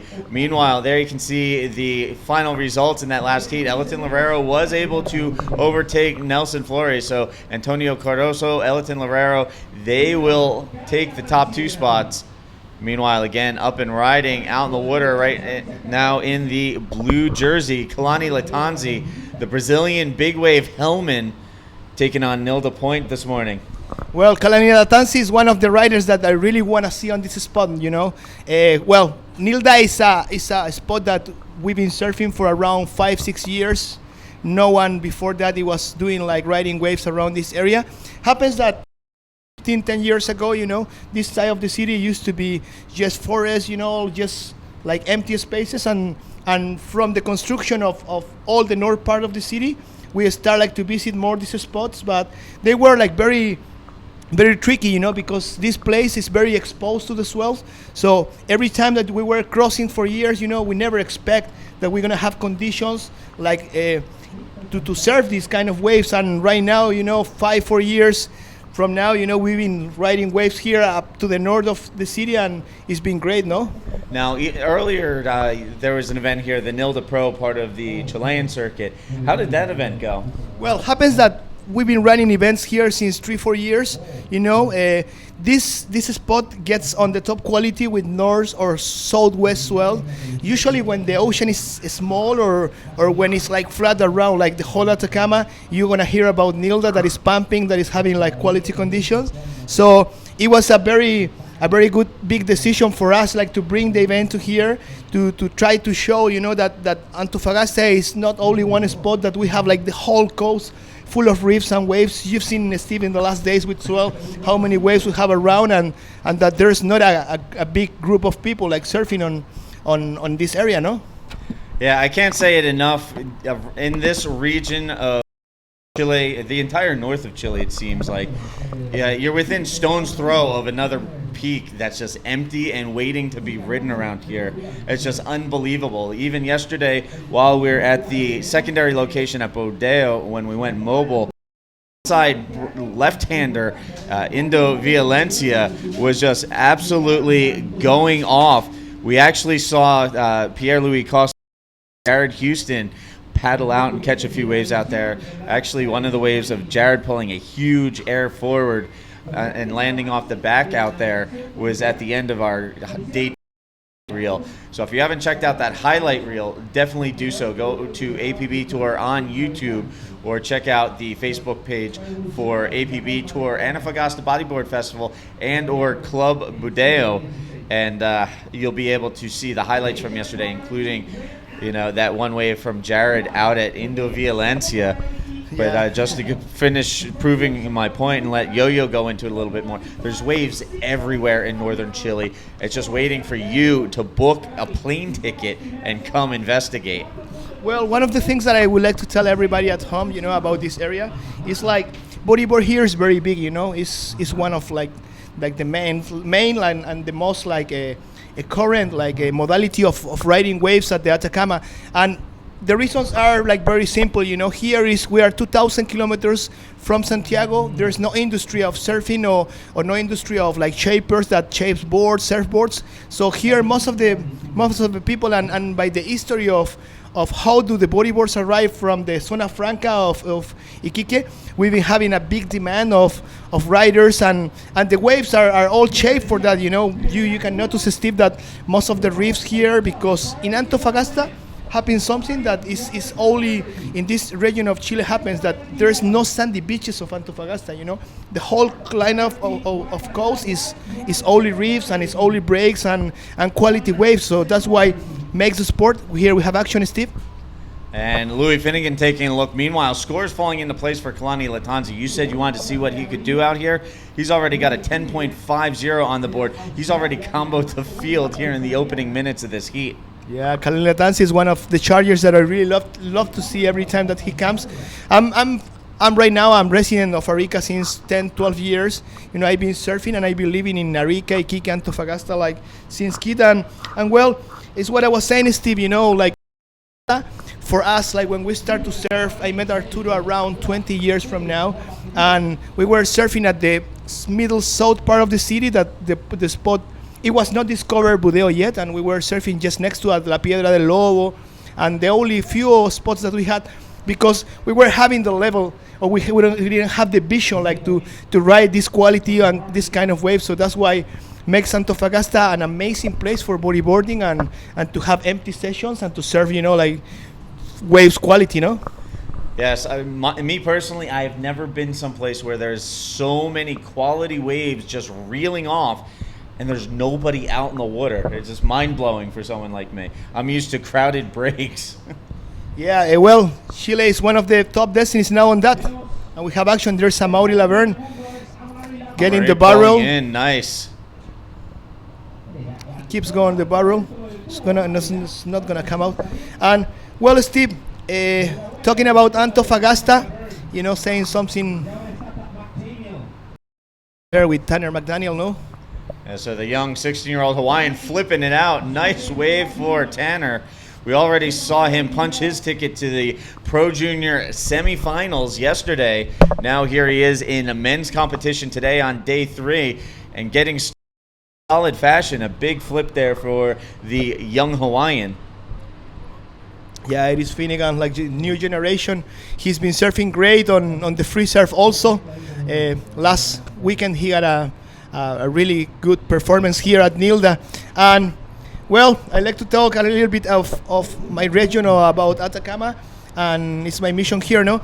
And something that I really like to mention, that one of the best, most important thing to remark on this is that we have a quality weather. Here, we haven't had rain in hundreds of years. This is the driest places on the earth. The temperature is 17 degrees, so quality waves, quality weather, like not many people. It is a place like for everybody to come and visit and to know. Meanwhile, before you come here and take a look at Chile, we're actually going to take a look at the replay of that last wave from Tanner McDaniel. Here we are queuing up the Antofagasta replay. Talk us through this. You can see Tanner projects up, gets the flip, and there you have it. Yeah, well, and this week that I've been working here in Antofagasta with Terry McKenna, we've been talking. He's been telling me like how good is the area. When you are from Chile and when you don't really come out of like to visit other countries, you don't really appreciate what you have here on front. And happens to me because I learned to ride waves here like pretty much by myself. We were not many people at the water. And my first trip to Hawaii, my first trip to Canary Islands, I found that the places like this are like quality waves also, but it's very inconsistent. Here in the north of Chile, that is the most consistent place on the earth. We have swells from March to December that are coming south of Humboldt. And you know what? To everybody knows, like when Hawaii is pumping, like December to March, we are working with the north swells and all the right spots, like Nilda, like Budeo, like El Rancio and Arica, like La Punta, that are top qualities spots. And it's no people, and water temperature gets good. Here we have the biggest quantity of light in the world. This place has a lot of light, so it comes dark like really late. So it's a place to visit, It's a destination of surf that has a quality things to offer. Meanwhile, our destination right now on the beach with the winner last heat. Take it away, Begonia. Here with Antonio Cardoso from Portugal. He is the winner of last heat. Antonio, what can you tell us about the last heat? How was it out there? Like the wave is super difficult. I couldn't be in the right spot, and then like in the past 5 minutes, I understand like that I need to be more to the left, and yeah, I got my first one, a little barrel, and then it's a good second score, but I need a bigger score, so I just had luck in the more to the right, and then this left came and I got a good barrel. They gave me a 7 point, so that was enough to be in the first position. And I'm really happy. That is very good. Do you use a special board for this, or what are you using at the moment? The wave's not so small, so I use 40 size. Yeah, and my boards are super thin, so I can grab the board more with more force, and because this wave is really difficult to land the moves. Okay, anyone to say hello at this point? Yeah, I want to say hi to my family. Thank for all the support. To my girlfriend too, and yeah, all Portugal. Thank you. You want to speak Portuguese? Obrigado a todos pela força. Grande abraço para Portugal e continuem a dar força, continuem a ver o live porque pá, isto vai dar espetáculo onde até dá umas rampas e é fixe. Obrigado, pessoal. Congratulations, Antonio. We're back to you guys in the booth. All right, thank you, Begonia, and congratulations again to Antonio Cardoso taking in his heat. We will see him coming up in the next round. Meanwhile, out in the water, we have Amory Laverne from Reunion Island in the red jersey, Tanner McDaniel in white from Hawaii, Louis Finnegan from Australia in yellow, and Kalani Latanzi from Brazil in the blue jersey assignment as they are working their way through the heat here at Nilda Point. Meanwhile, here in the commentary booth, Steve Action Jackson, Yo-Yo, holding it down. Now, tell us a little bit more about Nilda Point. How much experience do you have out here, and what are the things that these guys need to be careful of? Well, to talk to Nilda Points, I like to first mention like people that are being like pioneers, you know, like first people that serve here, you know. Well, Arturo and his boys, you know, were the first that were coming to this area. It used to be like some guys like from the south part of the city, like Sebastian Kraft, you know, like the boys from there that also served a few times. Mira, we have action, Steve. There's a good barrel of red. So pulling into that one, Amory Laverne, he's been trying to hunt out those big barrel points, and unfortunately the last couple waves have just shut down with him inside. So he will paddle back out and give it a go again on the next one. Meanwhile, up and riding in blue, Kalani Latanzi, the current heat leader. And something that I love to mention about this spot, there's called Nilda, you know, Nilda, like the name Nilda. It used to be, I don't know if you've seen, Steve, around the road that in Chile, like when we have accidents and when someone dies on the road, we make a small house and people like put and set up candles, you know, like we are a very Christian country, you know. And well, it used to be a girl that passed out, that drowns here in this area, and her name was Nilda. And just in front of the spot, it used to be like the small house.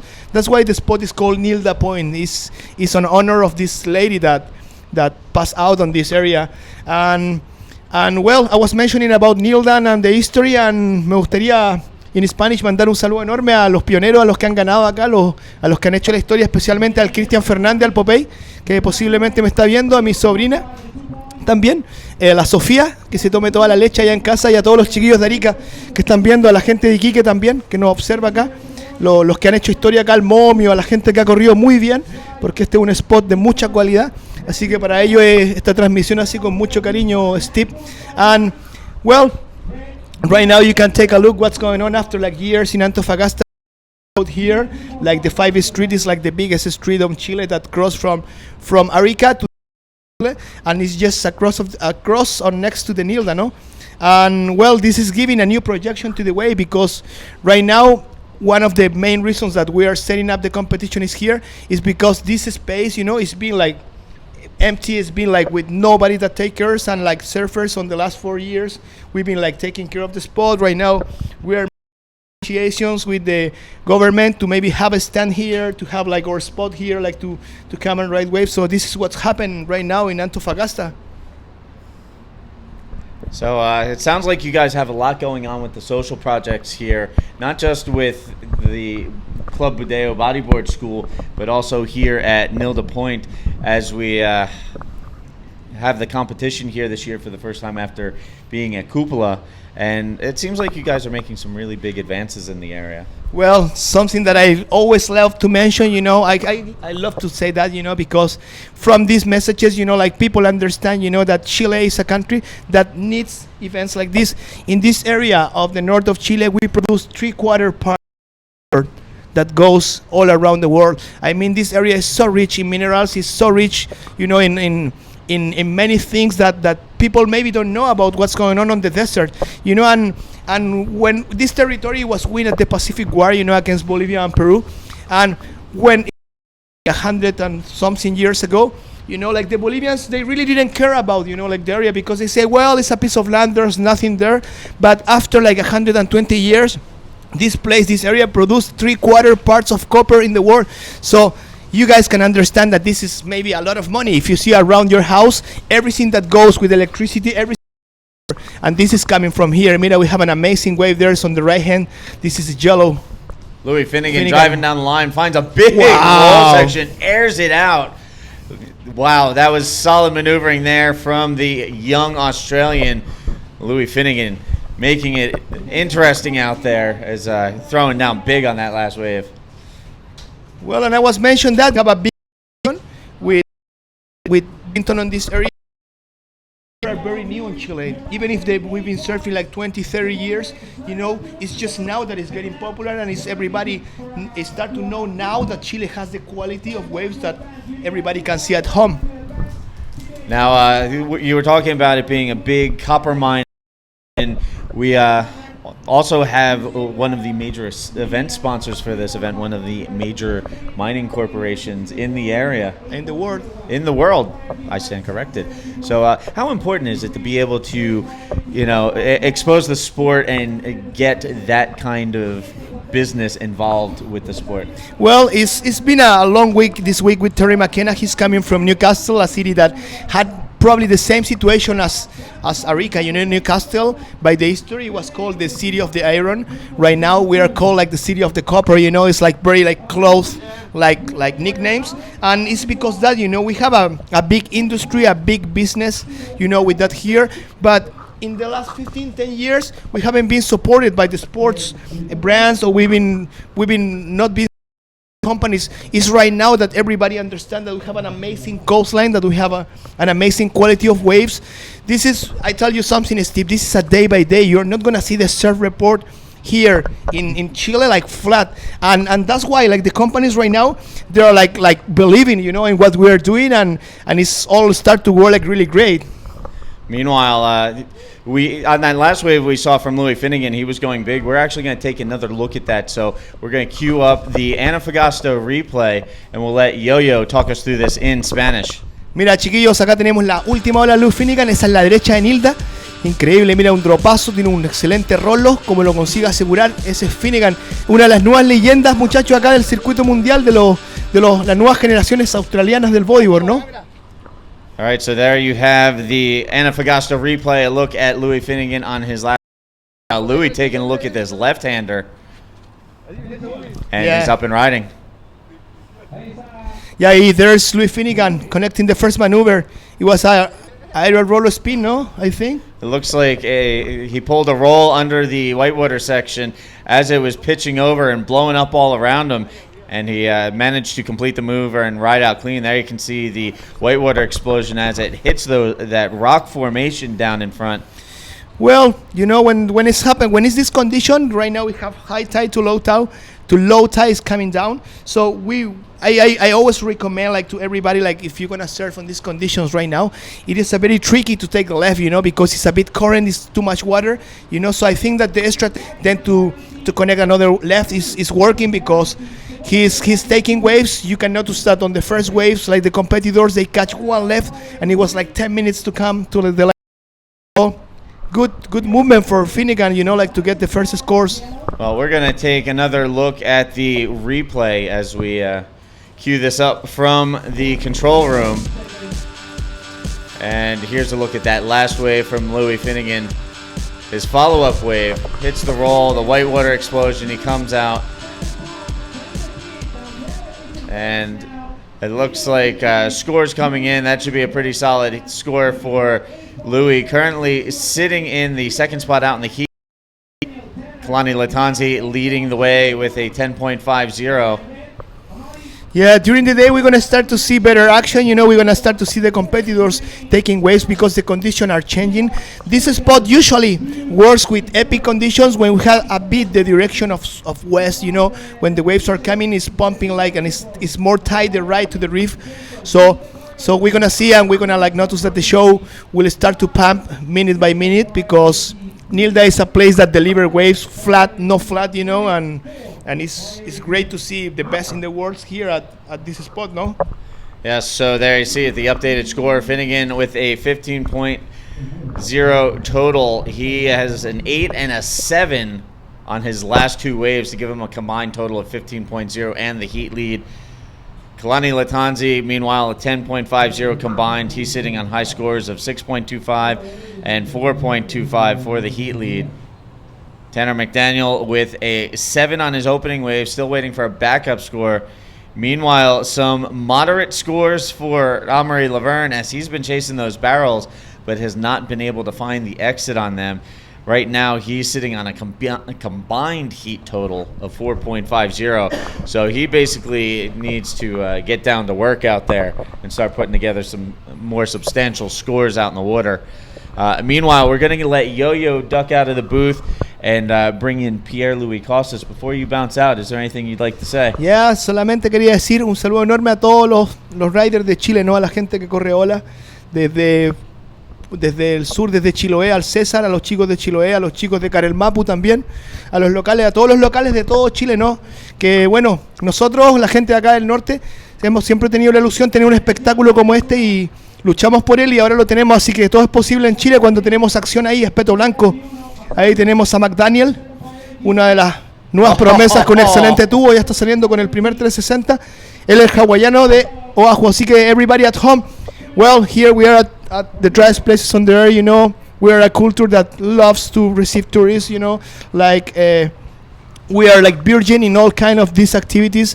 We are trying to promote, our sport or quality of waves and consistent. So very welcome everybody at home. And here we are at the Antofagasta Festival 2015 with Steve. Thank you, Steve, and we see us pretty soon, no? All right, thank you, Yo-Yo, for jumping in the booth with me for a little while. Stoked to have you here, brother, and see you in a little bit. Gracias, Steve, y un saludo a la Unión Flopos ahí, de Arica, a todos los muchachos. Abrazo. All right. And again, as I mentioned previously, we will be bringing Pierre-Louis Costas into the booth.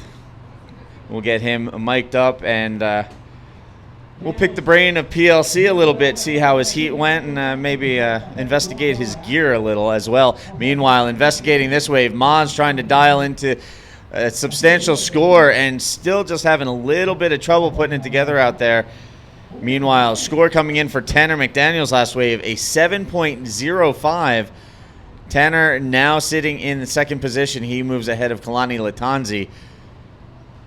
And again, Louis Finnegan leading the way. Meanwhile, here in the booth, the Frenchman, 2011 world champion. How are you, PLC. Steve? How's it going, Pierre? Good to see you. How was that heat of yours out there? Yeah, it was very difficult.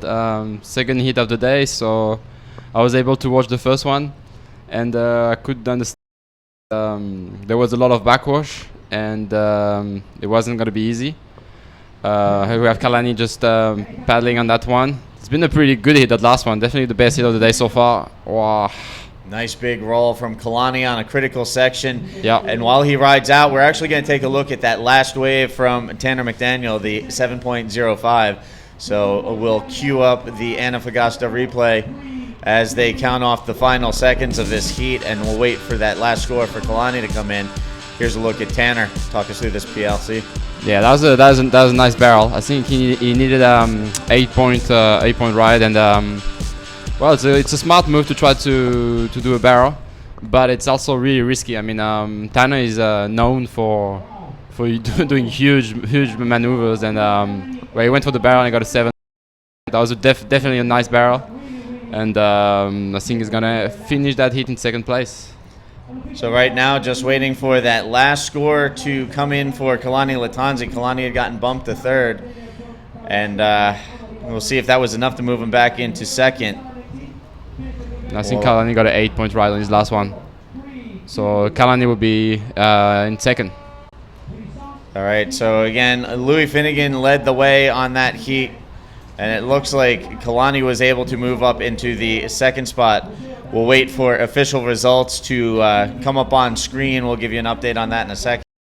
Meanwhile, we are just about set to get things underway out in the water with Ori Valadown, Ian Campbell, Joshua Toledo, and Jose Otavio.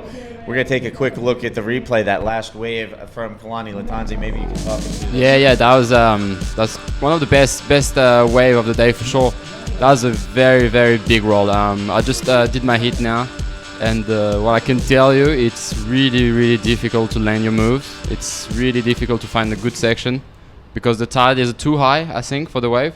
So it makes everything a lot harder. So Kalani is known for doing big moves, and he's got physically he's probably one of the strongest riders so far. So yeah, you can see how easily he landed that roll, and well, yeah, unfortunately that hit was really hard. So Louis actually won that hit, but a very great performance from Kalani Lattanzi and Tanner McDaniel. All right, so again, we're working our way through round 2 here on day 3 of competition at the 2015 APB Antofagasta Bodyboard Festival, and there you can see the results in that last heat. Louis Finnegan taking the win, Kalani Lattanzi edging out Tanner McDaniel for second, McDaniel finishing third, and Maz with Walker. Seemed like he kept trying to chase down the barrels, and they just kept collapsing on him. He was unable to put together anything more than just some moderate scores out there, finishing fourth as a result. Meanwhile, out in the water now, here in Heat 5, Round 2, Ori Valadown will be in red, Ian Campbell in white. The young Chilean, Joshua Toledo in yellow, and Zé Otavio in blue. That's the breakdown of what we have out in the water right now as we get into the back half of Round 2 for the men's today. Again, looking to run through rounds 2, 3, and 4 today. And 4. So looking to run 24 heats today, or as long as the daylight holds anyway. That's 3 rounds, yeah, okay. So 3 rounds of competition. Lots to get done out in the water. And fortunately, you were able to put together and win your heat first time out this morning. Yeah, I was had a good first one. I did a good roll, and I got a good score, and then I chased a backup score, but I just couldn't. And lucky, just like with 20 seconds remaining, I got a good left, a little bit more on the inside, and I was able to do a good flip, and I got a 7.75. So I'm happy to make my hit with a decent total. So right now, just taking a quick look, we've got a couple of waves on board already, on the scoreboard that is, Ori Valadown and Zé Otavio. The Brazilians jumping out to a couple of quick waves. Nothing really of note score-wise yet, but we are underway here in Heat 5, Round 2, and here we are in the booth, the fishbowl as we've been calling it. Steve Action Jackson, Pierre-Louis Costas, the 2011 Men's World Champion. And been curious to pick your brain a little bit about what your thoughts are on the way the opening leg of the tour has gone this year here in South America. We've seen some really big waves, some amazing performances, and we've seen a lot of guys pushing the limit. I'd love to get your perspective on things. Yeah, I think we were very lucky so far with the waves. Itacocha was a very good start. Pumping waves for, I think, day number all the world was pretty pretty amazed by the quality of that beach break, and well, I was definitely sick to have big waves for that Brazilian event, which is usually known for. Brazil is usually known for small wave riding, and that competition just like I think shocked a lot of people. And following that we had Arica. Well, Arica is, it's there's always waves. We expected waves, and we had waves. So yeah, it was pumping, and the level of riding was pretty. Amori and Jared and all the other competitors too, and did an amazing show, and I was very happy to be a part of it. And in terms of my performance, I'm pretty happy, but I know I could have done better. And now the thing is going to be trying to chase Amori, which is going to be pretty hard. Ma's looking pretty tough so far this season. Now, on another end of things with Arica, you were pretty hands-on with coaching Alexandra Rinder. And what we saw from her in the women's competition seemed to take the women's world tour to just another level of riding. We saw her drop a 9.25, if I recall, and then a 9.90 to close out the win in that heat against an older three-time world champion. And it was just, how did that feel to be able to, be there and, help her in her earlier years, and then to see her achieve the success she's having? I feels amazing to be able to support an athlete like her. Well, she's really talented, and all she needed is a bit more support, and I hope she get it more, and being able to coach her and help her winning Arica was pretty amazing. She's got the skills. She's a good athlete. She's got the mind.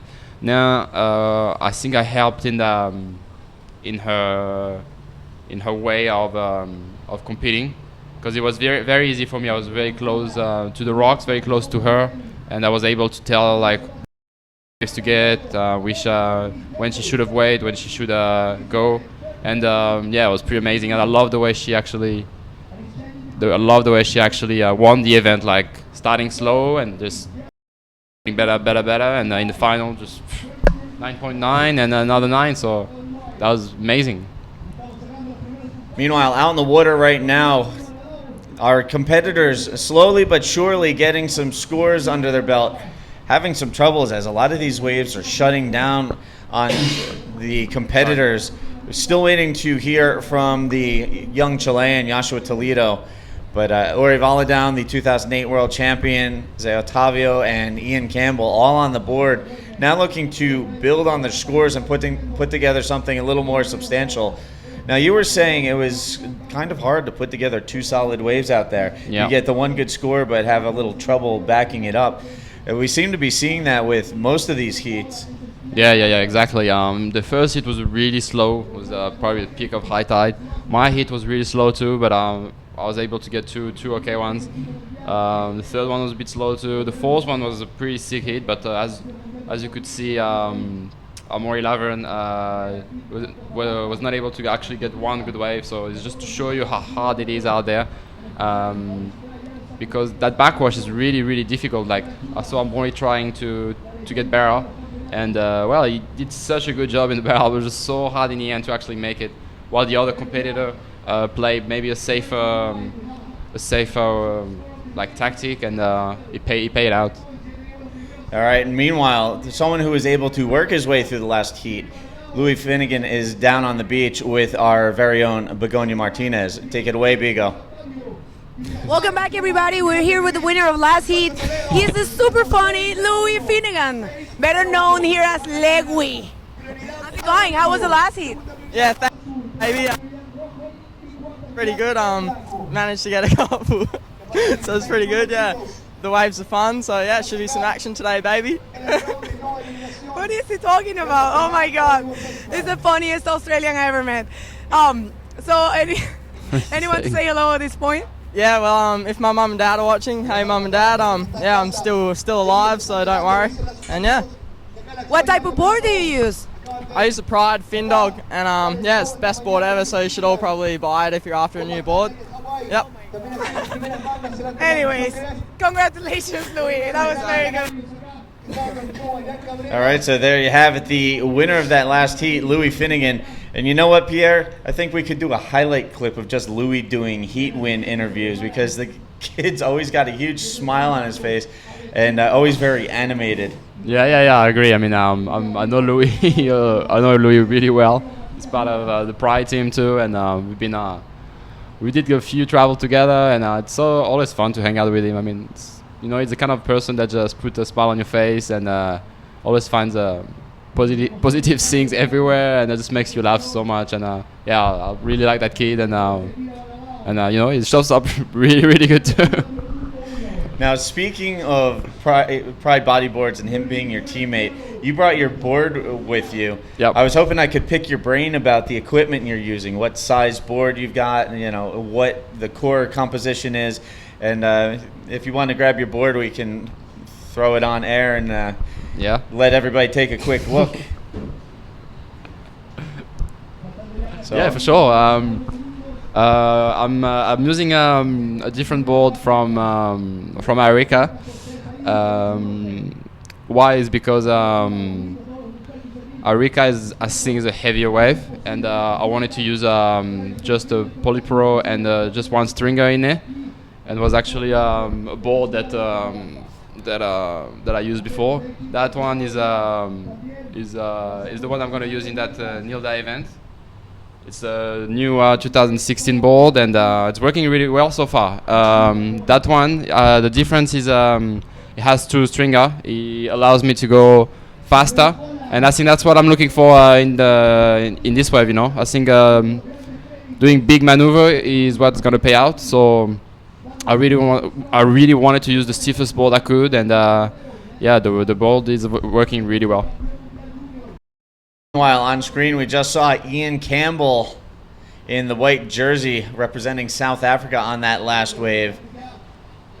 And here we have Red Orivala down taking a peek.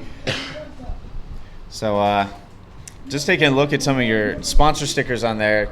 You've been involved with U Riding for a while now. Yeah. Good opportunity right now to plug U Riding The Journey.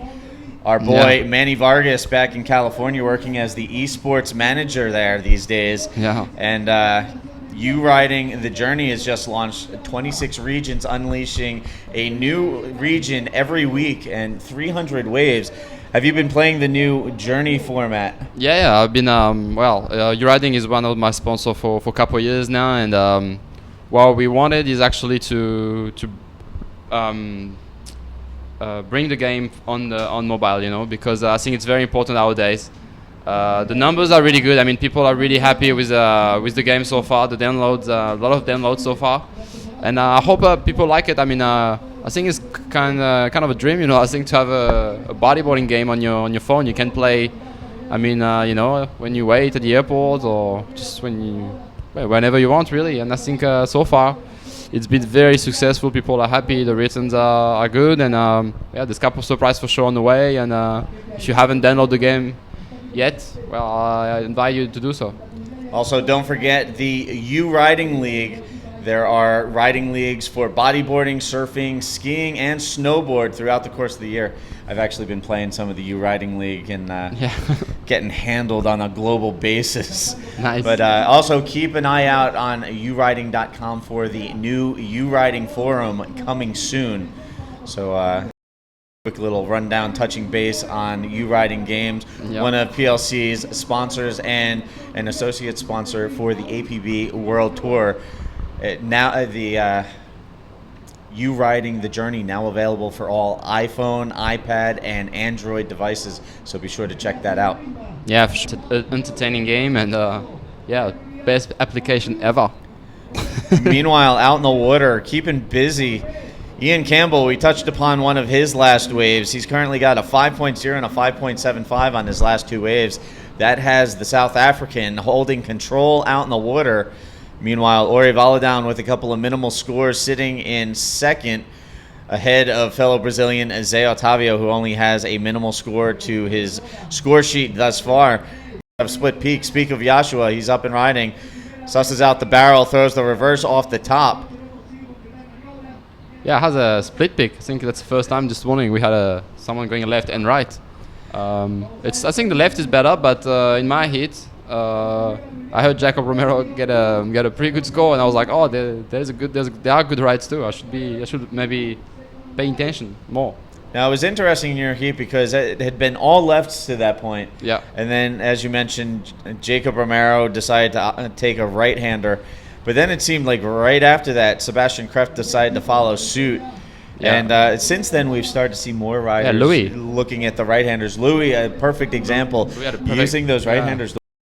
Yeah, Louis had actually amazing ride. He got an 8.0 on it. And you have to be... good competitors look for both, and there is a right. Left's better, but for sure that we have to be careful. Now, this is probably a pretty obvious question, but to your own situation out the water, or with time remaining on the clock, what your scores are, who has priority, how important is it to keep an eye on what the other guys are doing out in the water? Yeah, it's super important. I mean, what do you mean? Like watching the other competitors competing is very important, especially the top ranked rider like like Amori, Jared. It's very important to see what they do and try to, if you're in the next heat, try to do the same. At the same time, I'm trying to concentrate on the next heat because I think I will be surfing today again, and the condition will be probably improving with the lower tide. So I'm pretty excited to surf again, and always paying attention. The conditions change very fast, and it's very important to watch what the ocean does. So watching what's going on out in the ocean right now. Again, Ian Campbell holding the lead. Joshua Toledo actually in a pretty good score on his last wave. He went from 4th to 2nd on the strength of a 6.0 on that opening wave of his. So waited a while to get on the board, but now that he has, now he's just looking for a backup score. Yeah. Nice first ride from Joshua Toledo, our 2014 Junior ASA World Champion, the first ever gold medalist from Chile. So I think he's got a pretty big support behind him, and he's a pretty good bodyboarder. I mean, I enjoy watching him surf. All right, so right now, while we there you go, we'll actually with the live action as we have Zé Otávio up on the right-hander and then a quick out. Take a quick break and look at one of the episodes of Terry McKenna exploring Antofagasta right after this as Ian Campbell pulls into a drainer, comes out, hits the roll. Yeah, that was sick wave. Ian is such a good rider and such a strong rider, and there you go, perfect barrel, perfect roll to finish the wave off, and that should be probably the best score of the heat so far. All right, so while he paddles back out and we wait for the score to fill in, we're going to take a look at episode number 3 of Teza McKenna, exploring Antofagasta.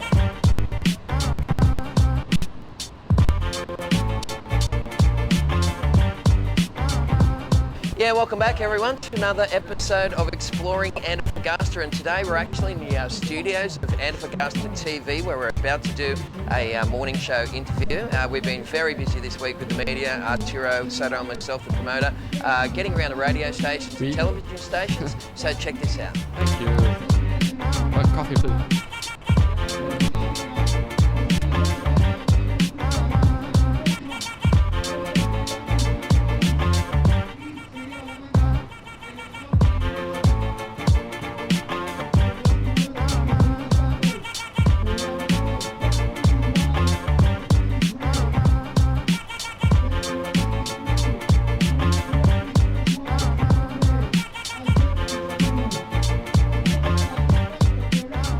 Back from Teza McKenna exploring Antofagasta. We have a whole series of those we'll be seeing throughout the course of the live webcast coverage as we work our way through the event. Here we are on day 3 here at the 2015 APB Antofagasta Bodyboard Festival. And here in the booth with me, 2011 World Champion Pierre-Louis Costas. Now, we had Jared in here a little while ago. He was talking about his board design, and I had asked him about the Vulcan fins. How much work went into developing those fins behind the scenes? How long did that take to really get those hammered out and get the design that you guys were all happy with? Yeah, it took a couple of years, we didn't want just to add another fin on the market, we wanted to add something special, something that we've been working hard on it. And it's finally ready. While I'm talking, Yuri Valadao is on that one, and boom, massive roll. So, people are really looking for rides now. And as you were saying before, we worked a lot on developing the Vulcan fins, and they're working really good. And the best thing you can do is grab a pair, and I'd love to hear anyone's opinion, and feel free to ask me questions on my Facebook page. I'll be very happy to answer you, and All right, so again, there you saw on that last wave ridden Ori Valadown. Ori coming into this event tied for second on the men's world tour rankings.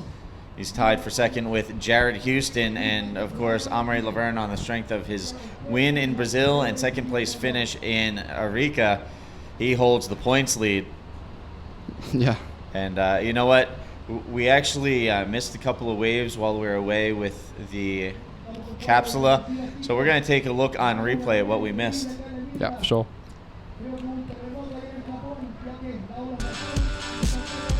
And actually, this was the wave right before we went up to the episode of Exploring Antofagasta. Ian Campbell playing together. A nice combination there. Barrel to roll out. Oh, how's this one? Wow. So close. Such a hard job. So solid waves there. And again, just touching on the rankings coming into this event number 3 on the 2015 APB World Tour. Maz leading the way, Jared Houston, Ori tied for second, Diego Cabrera fourth.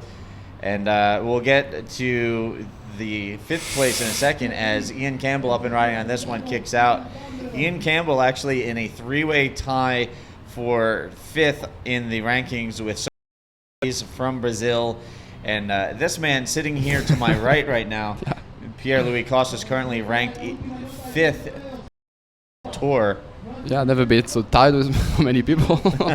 Yeah, it's still a little early going. You've got, it's still got plenty of time though with the upcoming events in Portugal and the season finale in Puerto Rico. Yeah, it's sick. Now, is there any one event you're specifically looking forward to with the remainder of the season, or you just want to attack them all and make sure you do well at all of them? Yeah, exactly. I mean, I'm pretty happy with all the events coming up. I did well in before in Sintra, Nazare, and Puerto Rico. But I'm gonna train really hard for the few remaining events. I didn't have the best start comparing with Amaury, for example, or Jared or Yuri.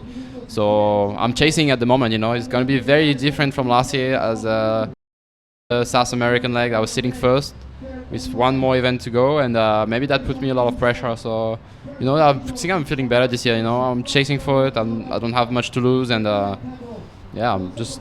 Maybe I'm pretty happy to go back to Puerto Rico. I love that place, and the event is every year the event is pretty amazing. So the waves are if the waves are good, it's gonna be a pretty amazing event, and I hope the event will happen for sure.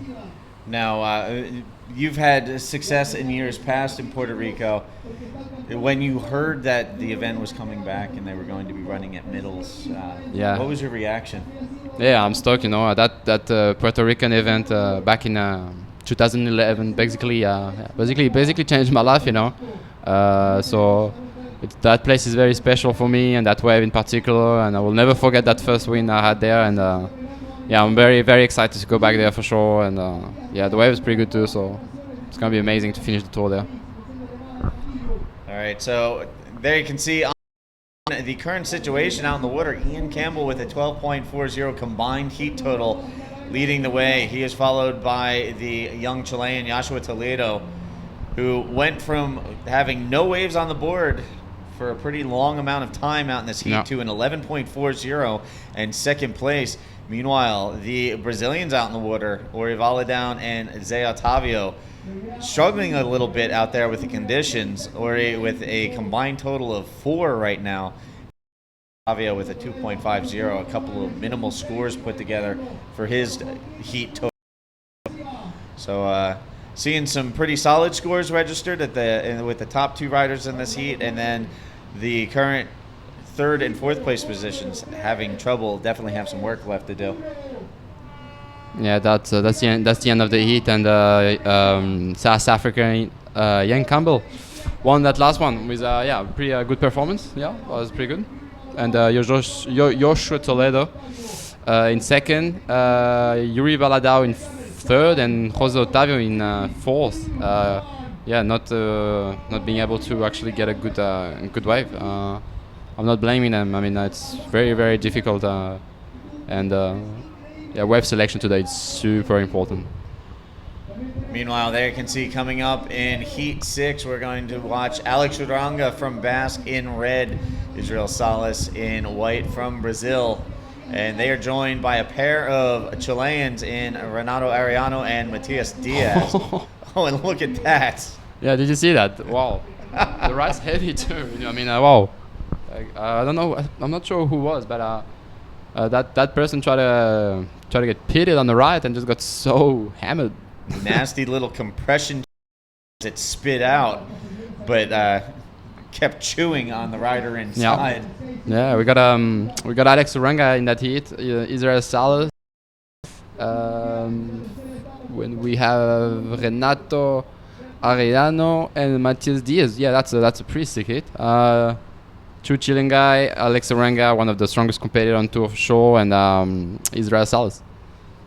Now, while I have an opportunity just to run down the remainder of the men's top 20, we already touched on the top 5. Currently in the 8th position, tied, Zé Otávio and Antonio Cardoso. That will change up, obviously, after this event. And then currently ranked 10th, Kalani Latanzi. We saw him earlier in competition winning his heat. Yeah.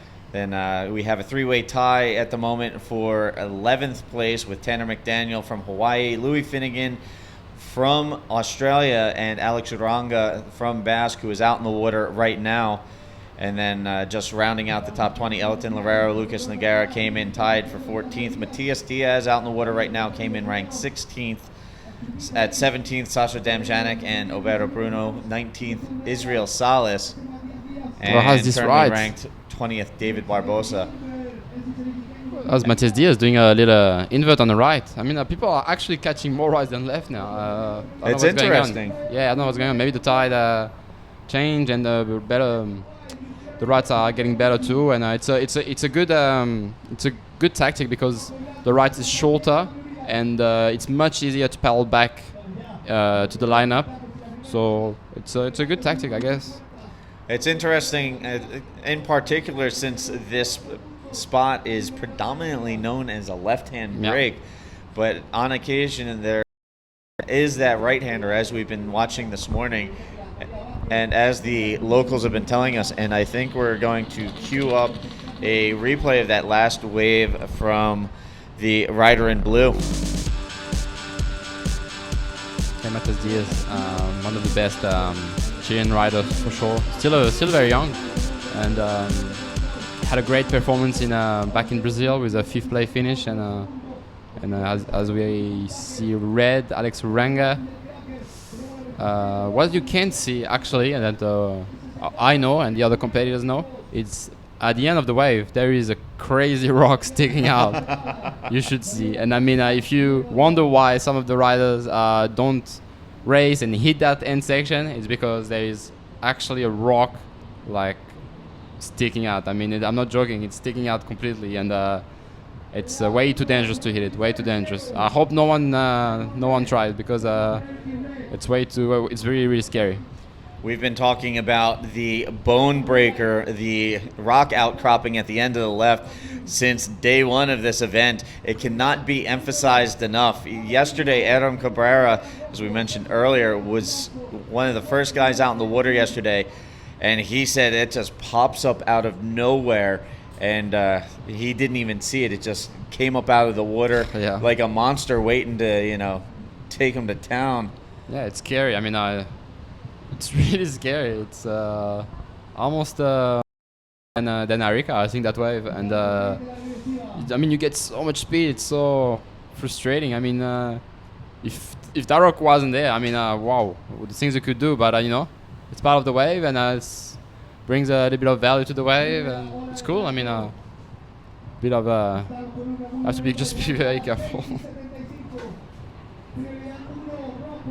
So waves still rolling through. As we've been saying, seeing some more rights ridden than the lefts. And it's definitely changed the dynamic out in the waters. We're starting to see some guys utilize those rights to win heats. Yep. And you know what? We're going to take a quick replay one more time. We have another Antofagasta replay queuing up. We'll get Pierre to talk us through this. Yeah, as you see, Israel Salas on a nice left with a nice barrel. Looking for a way to finish the wave, probably with a roll. Does a nice little reverse, and that'll be it. All right, so still some lefts on offer. It just seems like a lot of guys have started utilizing that right-hander. But there, Israel Salas putting together a solid ride. We'll give you scores as soon as they register, and we'll bring that up on screen in just a moment. Yeah. Interesting hit again, and I think Israel Salas is going to be in the lead after that barrel. Don't know the score yet of Matthias Diaz and Renato's first waves and Uranga, but Israel's wave was pretty good. Meanwhile, just to take a quick look ahead at what we can expect in Heat 7, we'll see Jared Houston going up against Brahim Adosh from Morocco, as well as a couple more of the Chilean contingent out in the water coming up. We'll see Kevin Torres and Sasha Damjanek getting down to business. Yeah. So that's coming up. And then just a little further ahead of that, the final heat of round 2, we will see Sergio Luis, Alberto Bruno, Nicolas Chiara, and David Barbosa. So 3 Brazilians going up against Chiara, the lone Argentinian. And that will wrap out round 2.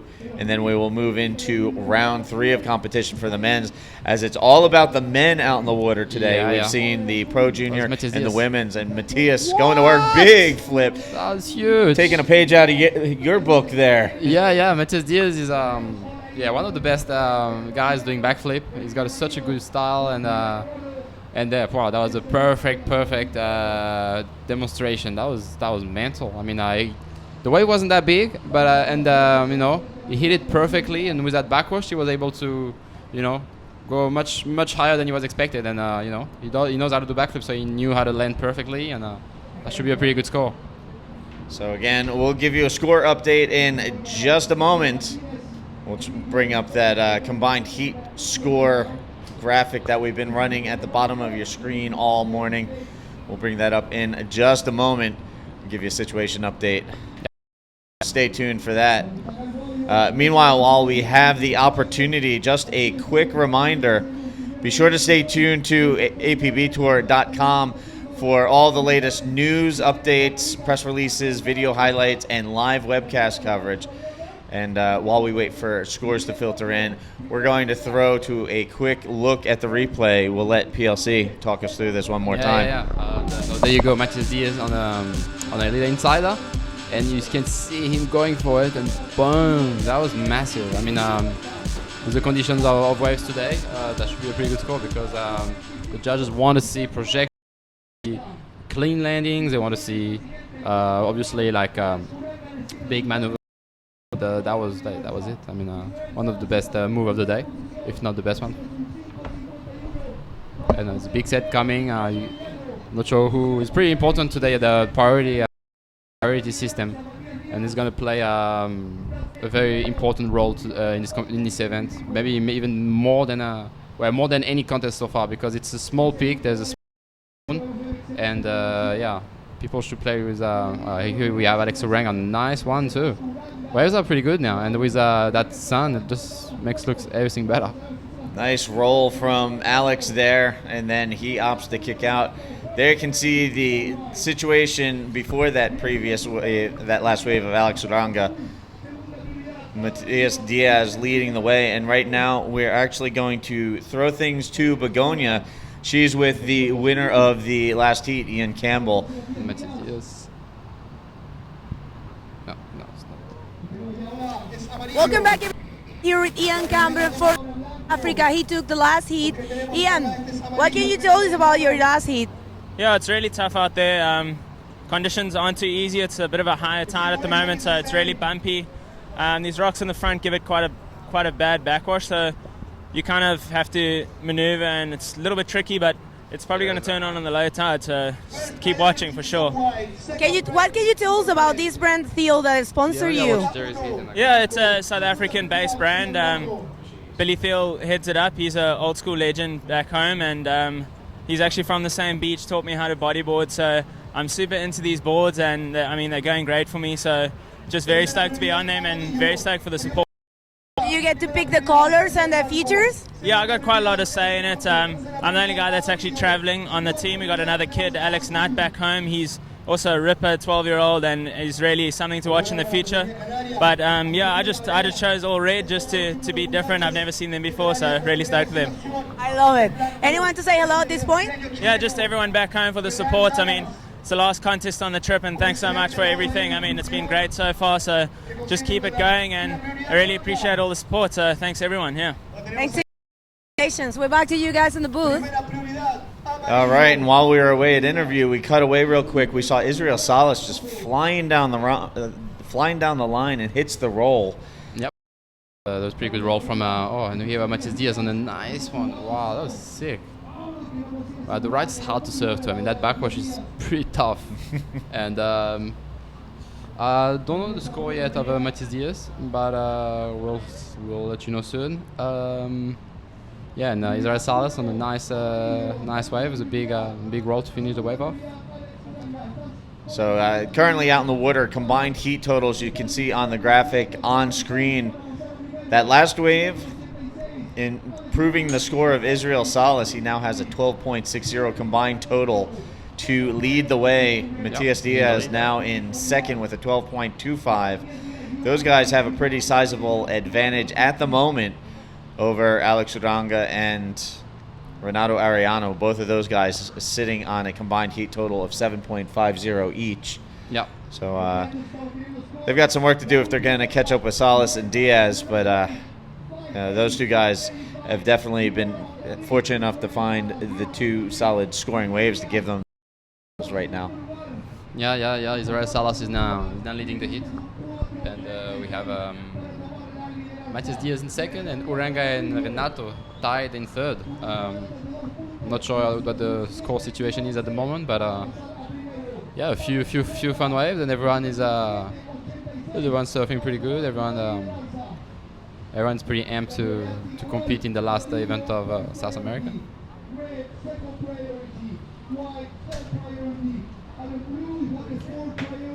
So, again, working our way through this heat. Israel Salas leading the way. Matias Diaz currently in second.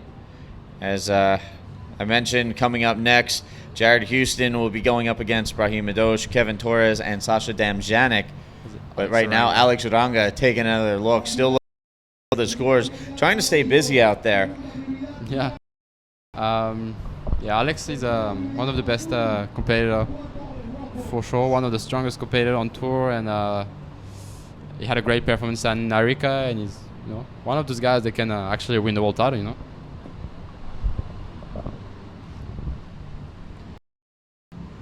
So as I was mentioning before, just if I may, for everybody at home, keep in mind apbtour.com for all the latest news, updates, press releases, video highlights, and continuing live webcast coverage. Also, all the social media formats, APB Tour on YouTube, Twitter, Instagram, Facebook, and Snapchat. And whoa, how was that? Israel Salas tweaking the invert. I was yeah, that was actually Renato on that last one. Renato Arellano, the Chilean guy, and you know, Renato and Matias Diaz are used to surf this wave. Are used you know, to surf this kind of wave because Matias Diaz is from Iquique and Renato I think is from and so let me tell you that the Chilean guys are going to be really hard to beat, and you have a perfect example. I mean, Matias Diaz got a huge backflip before. Renato is probably going to get the best of the heat with that invert. I mean, the judges want to see, you know, exactly this, you know, big maneuvers, clean landing, and I think that's the first invert of the comp. So, and yes, I apologize for mixing up the jersey assignments out there, the yellow and the white, as that was Renato Arellano and not Israel Salas. So, Arellano, there it is, a 13.0 combined heat total. Now for Arellano, he moves to the lead, takes the advantage in the heat. Yeah, that must have been a pretty good score. Oh, Israel Salas on a nice barrel. Claiming it. You know, the problem is, you know, the rights. Judges can see really well what if you were in the barrel or not. And I think that Israel might think that he was maybe a bit deeper, but that was so fast and so heavy that it felt like he was in there for a little bit. But I think he's not going to go on that one because, yeah, as I could see right now, the judges have a very similar vision. And meanwhile, we're going to take a look at the last wave of yellow, Renato Arellano, on the Antofagasta replay. Yeah, Renato's wave is probably the best wave of the heat, and maybe one of the best wave of the comp so far. Yeah, easily. I would love. I think. Yeah, that was probably an 8-point ride that day. On the strength of that ride, Renato Arellano takes the lead out in the water. Meanwhile, up and riding on the left. Matias going for the ARS there. Yeah, looking for a backup score. I mean, he's probably got a really good one at the backflip, but he needs a second score. And the Basque Alex Uranga is actually in fourth right now. I mean, there's been a few, not a few upset because I want to remind everyone that there is no elimination in that round. But we had Amori and Yuri, and now we have Alex Uranga being a bit in trouble. Yeah, it's difficult. The waves are very difficult, and we as you can see, the top riders are also struggling to find a good score. And yeah, it's a difficult wave. Meanwhile, down in the competitors area, we've got the massage tables going. You can see Antonio Cardoso, Valentina Diaz getting worked on. Also, Sebastian Kreft down there, getting his arm worked on. So all of the riders taking advantage of the massage and chiropractic down there, trying to keep loose and work out some of the dings, I guess you could say, from riding here at Nil de Point, and even on the ladies' end down at Budeo, some rough maneuvering down there for the ladies. We saw some of the girls getting nicked up. Paloma Fragan actually suffering a gash above her eye, had to get a few, looked like she was going to need a few stitches, but I believe they were able to tape that up and seal it closed to get the bleeding to stop. But nice. Unfortunately, taking a header into the reef down there yesterday. Oops. So you can, again, there you can see. Going crazy. Yeah, girls throwing it down. You know, it's interesting to see the level of women's riding nowadays. Yeah. It's really raised.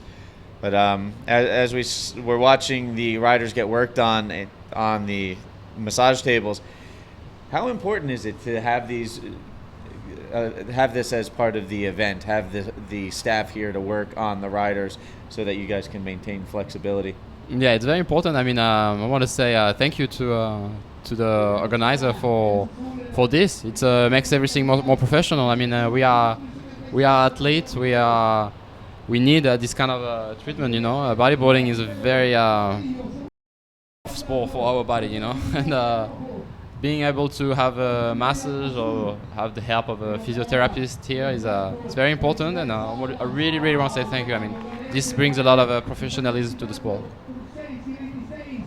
Meanwhile, professionals out in the water. Yep. Israel Salas with a 12.65 holding the second spot over Matias Diaz. Meanwhile, Alex Uranga now working his combined heat total. He's sitting on a total score of 11.15, currently in the fourth spot and looking to stay busy, build his scores, and try and move up the ladder here as we work our way through this heat out in the water. Pretty tight heat. Renato is leading the heat with 13 point total. Second place we have Israel Salas with 12.65. In third, Matias Diaz with 12.25 and Uranga with 11.15. And as you can see, hit leader Renato not being able to find a good section on that one. As you can see him paddling a lot to get priority, which is very, very important today. Now we've had a bunch of... There's a lot of current out there. How hard is that paddle for these guys after you catch a wave and trying to get back out?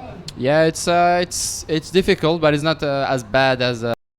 I mean, that's been yesterday and the day before. They try to... And here we have Matias Diaz on the nice left, going for a big roll. That could be his second score. I'm not sure how much he needs to jump on the lead, but that was pretty good. And yeah, I mean, yesterday, the day before, the conditions were huge, and the Aram Cabrera and the other people. We have Alex Uranga with a nice backflip, following with the spin. That's pretty good. That's probably his best wave so far. So yeah, the current is not too bad. It's not as bad as was yesterday and the day before. So yeah, just you have to be ready. Paddle a lot. So right now, waiting for waves to register from Matias Diaz and Alex Uranga. Both of these guys trying to chase down Israel Salas for that number 2 spot.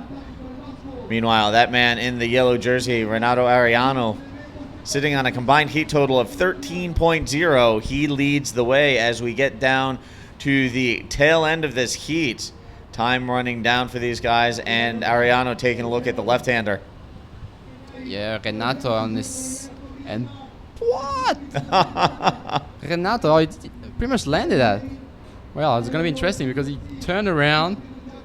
I could see his whole body, but I don't know. Actually, Israel Salas jumped into the lead with a 13.55 total. But it's a pretty cool hit, pretty even, and the conditions are getting better. That's my because this morning not everyone was able to get a good score, and in that heat everyone at least have a 6-point ride. So I think the conditions are improving, which is going to be pretty sick for the round 2 and for the second round of the day and the third round. Well, this is what we have been waiting for. We're waiting for the winds to go offshore, the morning sickness to shake off here at Nilda Point, conditions to clean up. And it seems that we have that coming into play, and as a result, we're seeing bigger scores, more consistent heat totals, and things are really ramping up here on day 3 as we look to wrap up round 2 and continue forward. If this is how things are looking in the back half of round 2, I look forward to seeing what it's going to be like out in the water for round 3. Yeah, it's going to be cool. It's going to be 13.30 of a total. Less than 1 point in between the first and fourth, so it's pretty even heat so far.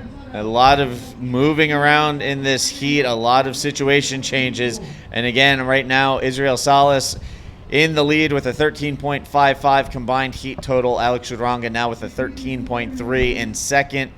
Arellano with 7.0 currently sits third, and a 12.75 for Matias Diaz. So these guys, all of them staying busy and trying to improve their situation with each successive wave. And now it looks like rider in red, Alex Uranga, not done. He's going to duck out though. Oof, it looks like he got sucked back with the whitewater. Never a fun feeling. Yeah, no, and Israel went right on that one. Be interesting to know if he improved his situation. Obviously Uranga didn't, but But I'm not sure how much time is remaining. I know Uranga is capable of doing anything, you know. It's one of the, it's pretty strong on this this kind of wave, and be interesting. So again, a lot of situation changes. We see a lot of guys paddling for waves here. They'll paddle through as a set rolls in. So it's still some pretty solid size today. Yep. The swell has been steadily decreasing for the last 3 days, but still holding size and definitely holding its power out there. Yeah, for sure. Chile, you know. I mean, it's crazy how consistent is that place. I mean, there's waves every day, everywhere, every day. We wake up and what we have is 6 foot offshore condition, and the days were just too big. Imagine that. Now, for the first couple of days of the event, we went mobile to Bodeo. Yeah. And while we were running competition at Bodeo, we were all rolling over those reeling left-handers on the outside at Antofagasta. Yeah. Yesterday, you and Jared actually gave in to temptation and paddled out there for a couple. Yeah. What was it like for you getting out there? Yeah, it was pretty funny to be in the middle of the ocean. And I mean, yeah, the wave, well, I think the wave was not as good as it can be. The tide was maybe a bit too high, maybe not big enough, but had one sequence, so I was pretty happy. It was saved the surf, and then Jerry had a few air forward, and yeah, it was a pretty fun surf. I mean, new wave. I just surfed 3 different waves in 3 days, so pretty funny. It was funny because a couple of the event staff kept watching and drooling and tripping out over that wave every time we saw a left-hander reel off. Nah, there were a couple. It's hard. And in specifics, Mono, our beach announcer, and our technical director, Terry McKenna, were just like, man, where's my board? I want to paddle out. And then finally we see you guys paddle out there. And it's just like, oh, it looks like they couldn't hold off anymore. They went to explore a little. Yeah, we went surf Bodeo, and wave actually, and we heard that the comp was gonna happen there, was gonna move back to Bodeo. So as soon as we had a few waves, we decided to explore that left, and it was pretty good. It's pretty fun. I had a fun surf, and yeah, the heat is over, and it's Israel Salas won the heat with Uranga really close behind with the second place, Renato in third, and Matias Diaz in fourth. That was a goodie. That was definitely, yeah. With heat number 4, this one was one of the best for sure.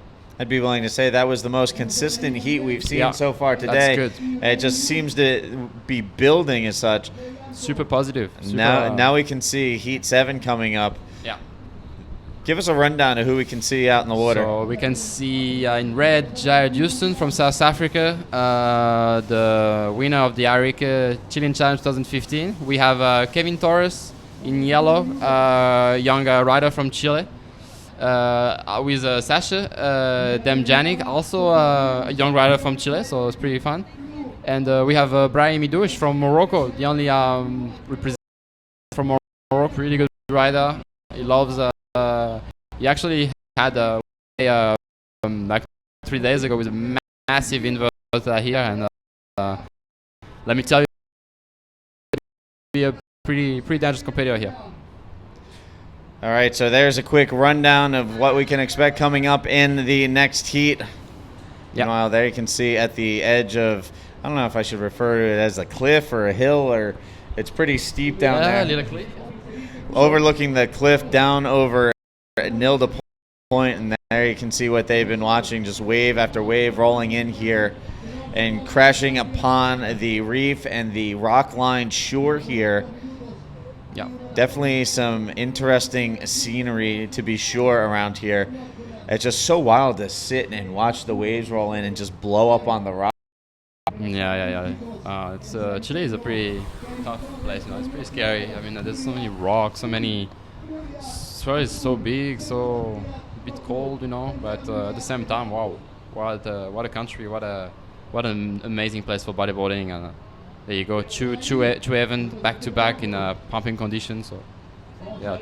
Oh, I'm flying across your screen, taken to the air, Jared Houston. Yeah. Wasting no time getting down to business out in the water. Yeah, it was pretty interesting because Sasha was paddling for it, and man, Oh, wow, that's huge. Brian Meters was a huge IRS.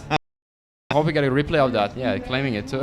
So right off the bat, these guys throwing it down out there, getting Heat 7 started off with a bang. Yeah, as I said, I saw Sasha paddling. I hope he doesn't get an interference, which is going to be a bummer for the beginning of the heat. But anyway, Jared was able to hit that leap properly with a massive roll, which is going to be a pretty good score. So it should be fine. And then, Jared got a pretty good first one.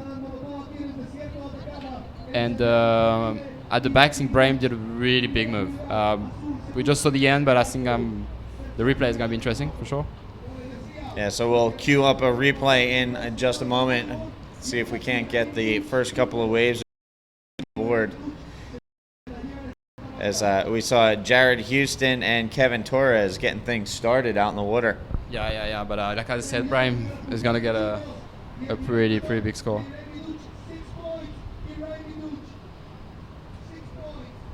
All right, so again, just waiting for scores to filter in. This one, Steve. Oh, just sets reeling off. Yeah, I mean, wow. All right, so waiting for scores to come in, listening to the beach announcer behind us. Yeah. Yo. And it looks like some pretty decent scores opening things up for this heat. Again, just waiting for a replay. Meanwhile, there you see the scores falling in. Brahim Adosh with an 8.85 total right now. 7.25 for Jared Houston. Yeah, I'm wondering if it's the score on the one wave or if it's a two wave combination. I'm not sure. Maybe we missed I don't know. I could be waiting for clarification. A replay. Yeah. It'll be interesting. So we'll see what we can queue up on that end. Yeah. Anyway, right now we have Brahim Idusha in the lead, Jared Houston in second, Kevin Torres in third, and Sasha yet to catch a wave, so in fourth. So Sasha Damjanic looking pretty solid so far. As I mentioned earlier, he's currently ranked in the top 10. Yeah. Section, and section stuff. Oh no, you'll be in trouble. There seems to be quite a few waves out there where it looks like it's going to stand, and then it just kind of lays down. Yeah. I mean, it's difficult. I mean, I never surfed that wave before, and my first surf was actually my heat, and it's kind of hard to find the right wave. I think maybe I know a little bit more now, but still, it's pretty difficult. And here we are, Brahim Idus from Morocco, stalling, looking for a barrel, and he's going to hit that one with a massive roll. Oh, he lost his ball in the landing. That's a bummer, because it could have been a really good score. Maybe, it was hard to land them, and Wave exchange filter in from the judges. We'll give you a situation update out in the water. Meanwhile, there you can see the current standings, heat total graphic, and Brahim Adosh with Jared up and riding. Beginning to Begonia, the winner of the last heat. Outras baterias, essa vitória aqui foi para levantar minha autoestima. He's a little bit superstitious, and he's got this little dog that follow him to the shore, and he felt his energy, and he feels that gave him the strength and the luck to take this heat. That was very nice to hear. ¿Alguien a quien quiera saludar ahora? ¿O alguien que quiera mandar saludos? Eu quero mandar um abraço aí para toda a galera do Brasil que está torcendo pelos brasileiros aí, mandando aquela energia positiva, a minha família e aos meus patrocinadores.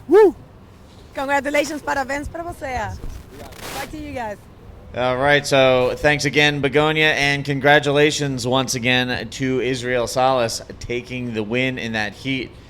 He trailed for a large portion of it, but managed to work his way back in and come away with the heat win. Meanwhile, out in the water, up and riding. The rider in blue.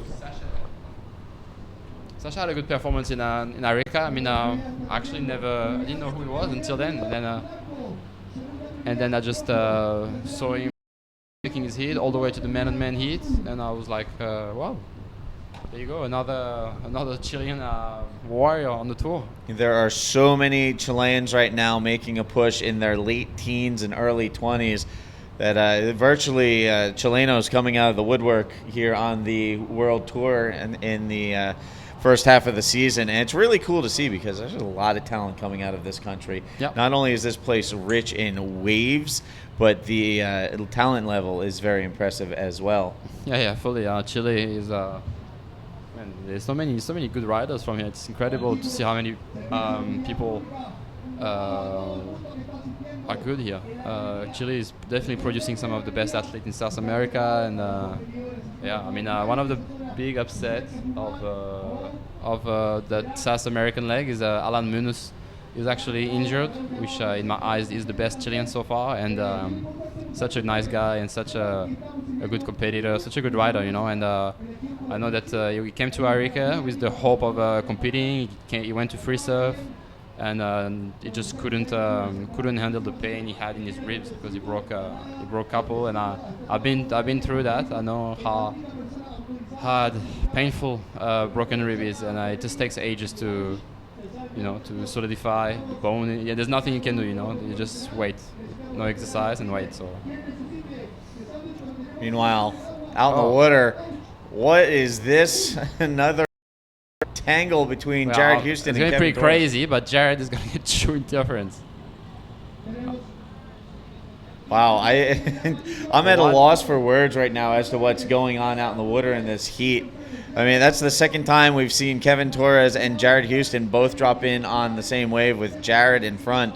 I don't know what the story is with that. I'll have to see if we can get clarification from one of the event officials. Well, let me actually, I'm not sure who had priority. If Jared had priority, then Kevin Torres will have the interference. So yeah, let's see.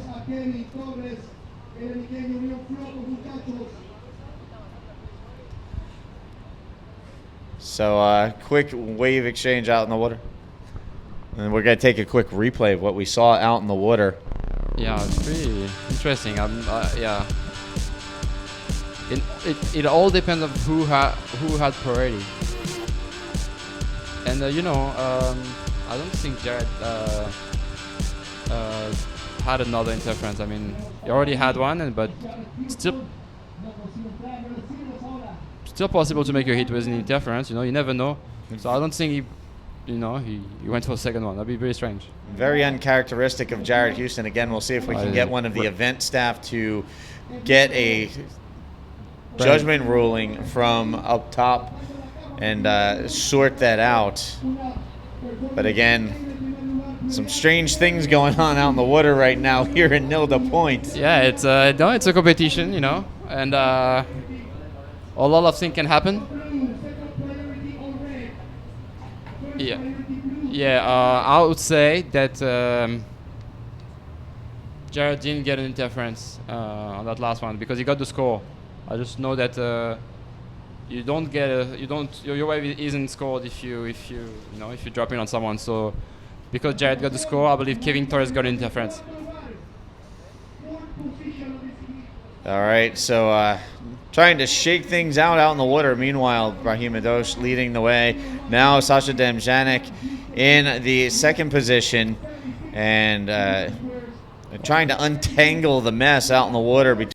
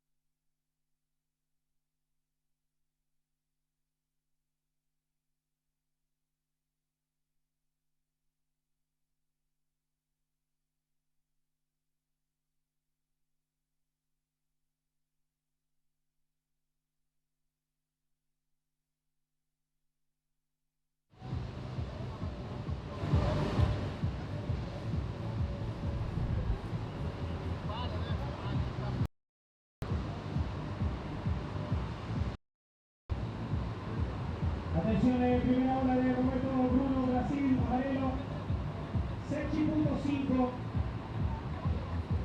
Y atención, Sergio Luis, su primera ola de medio, 6.5.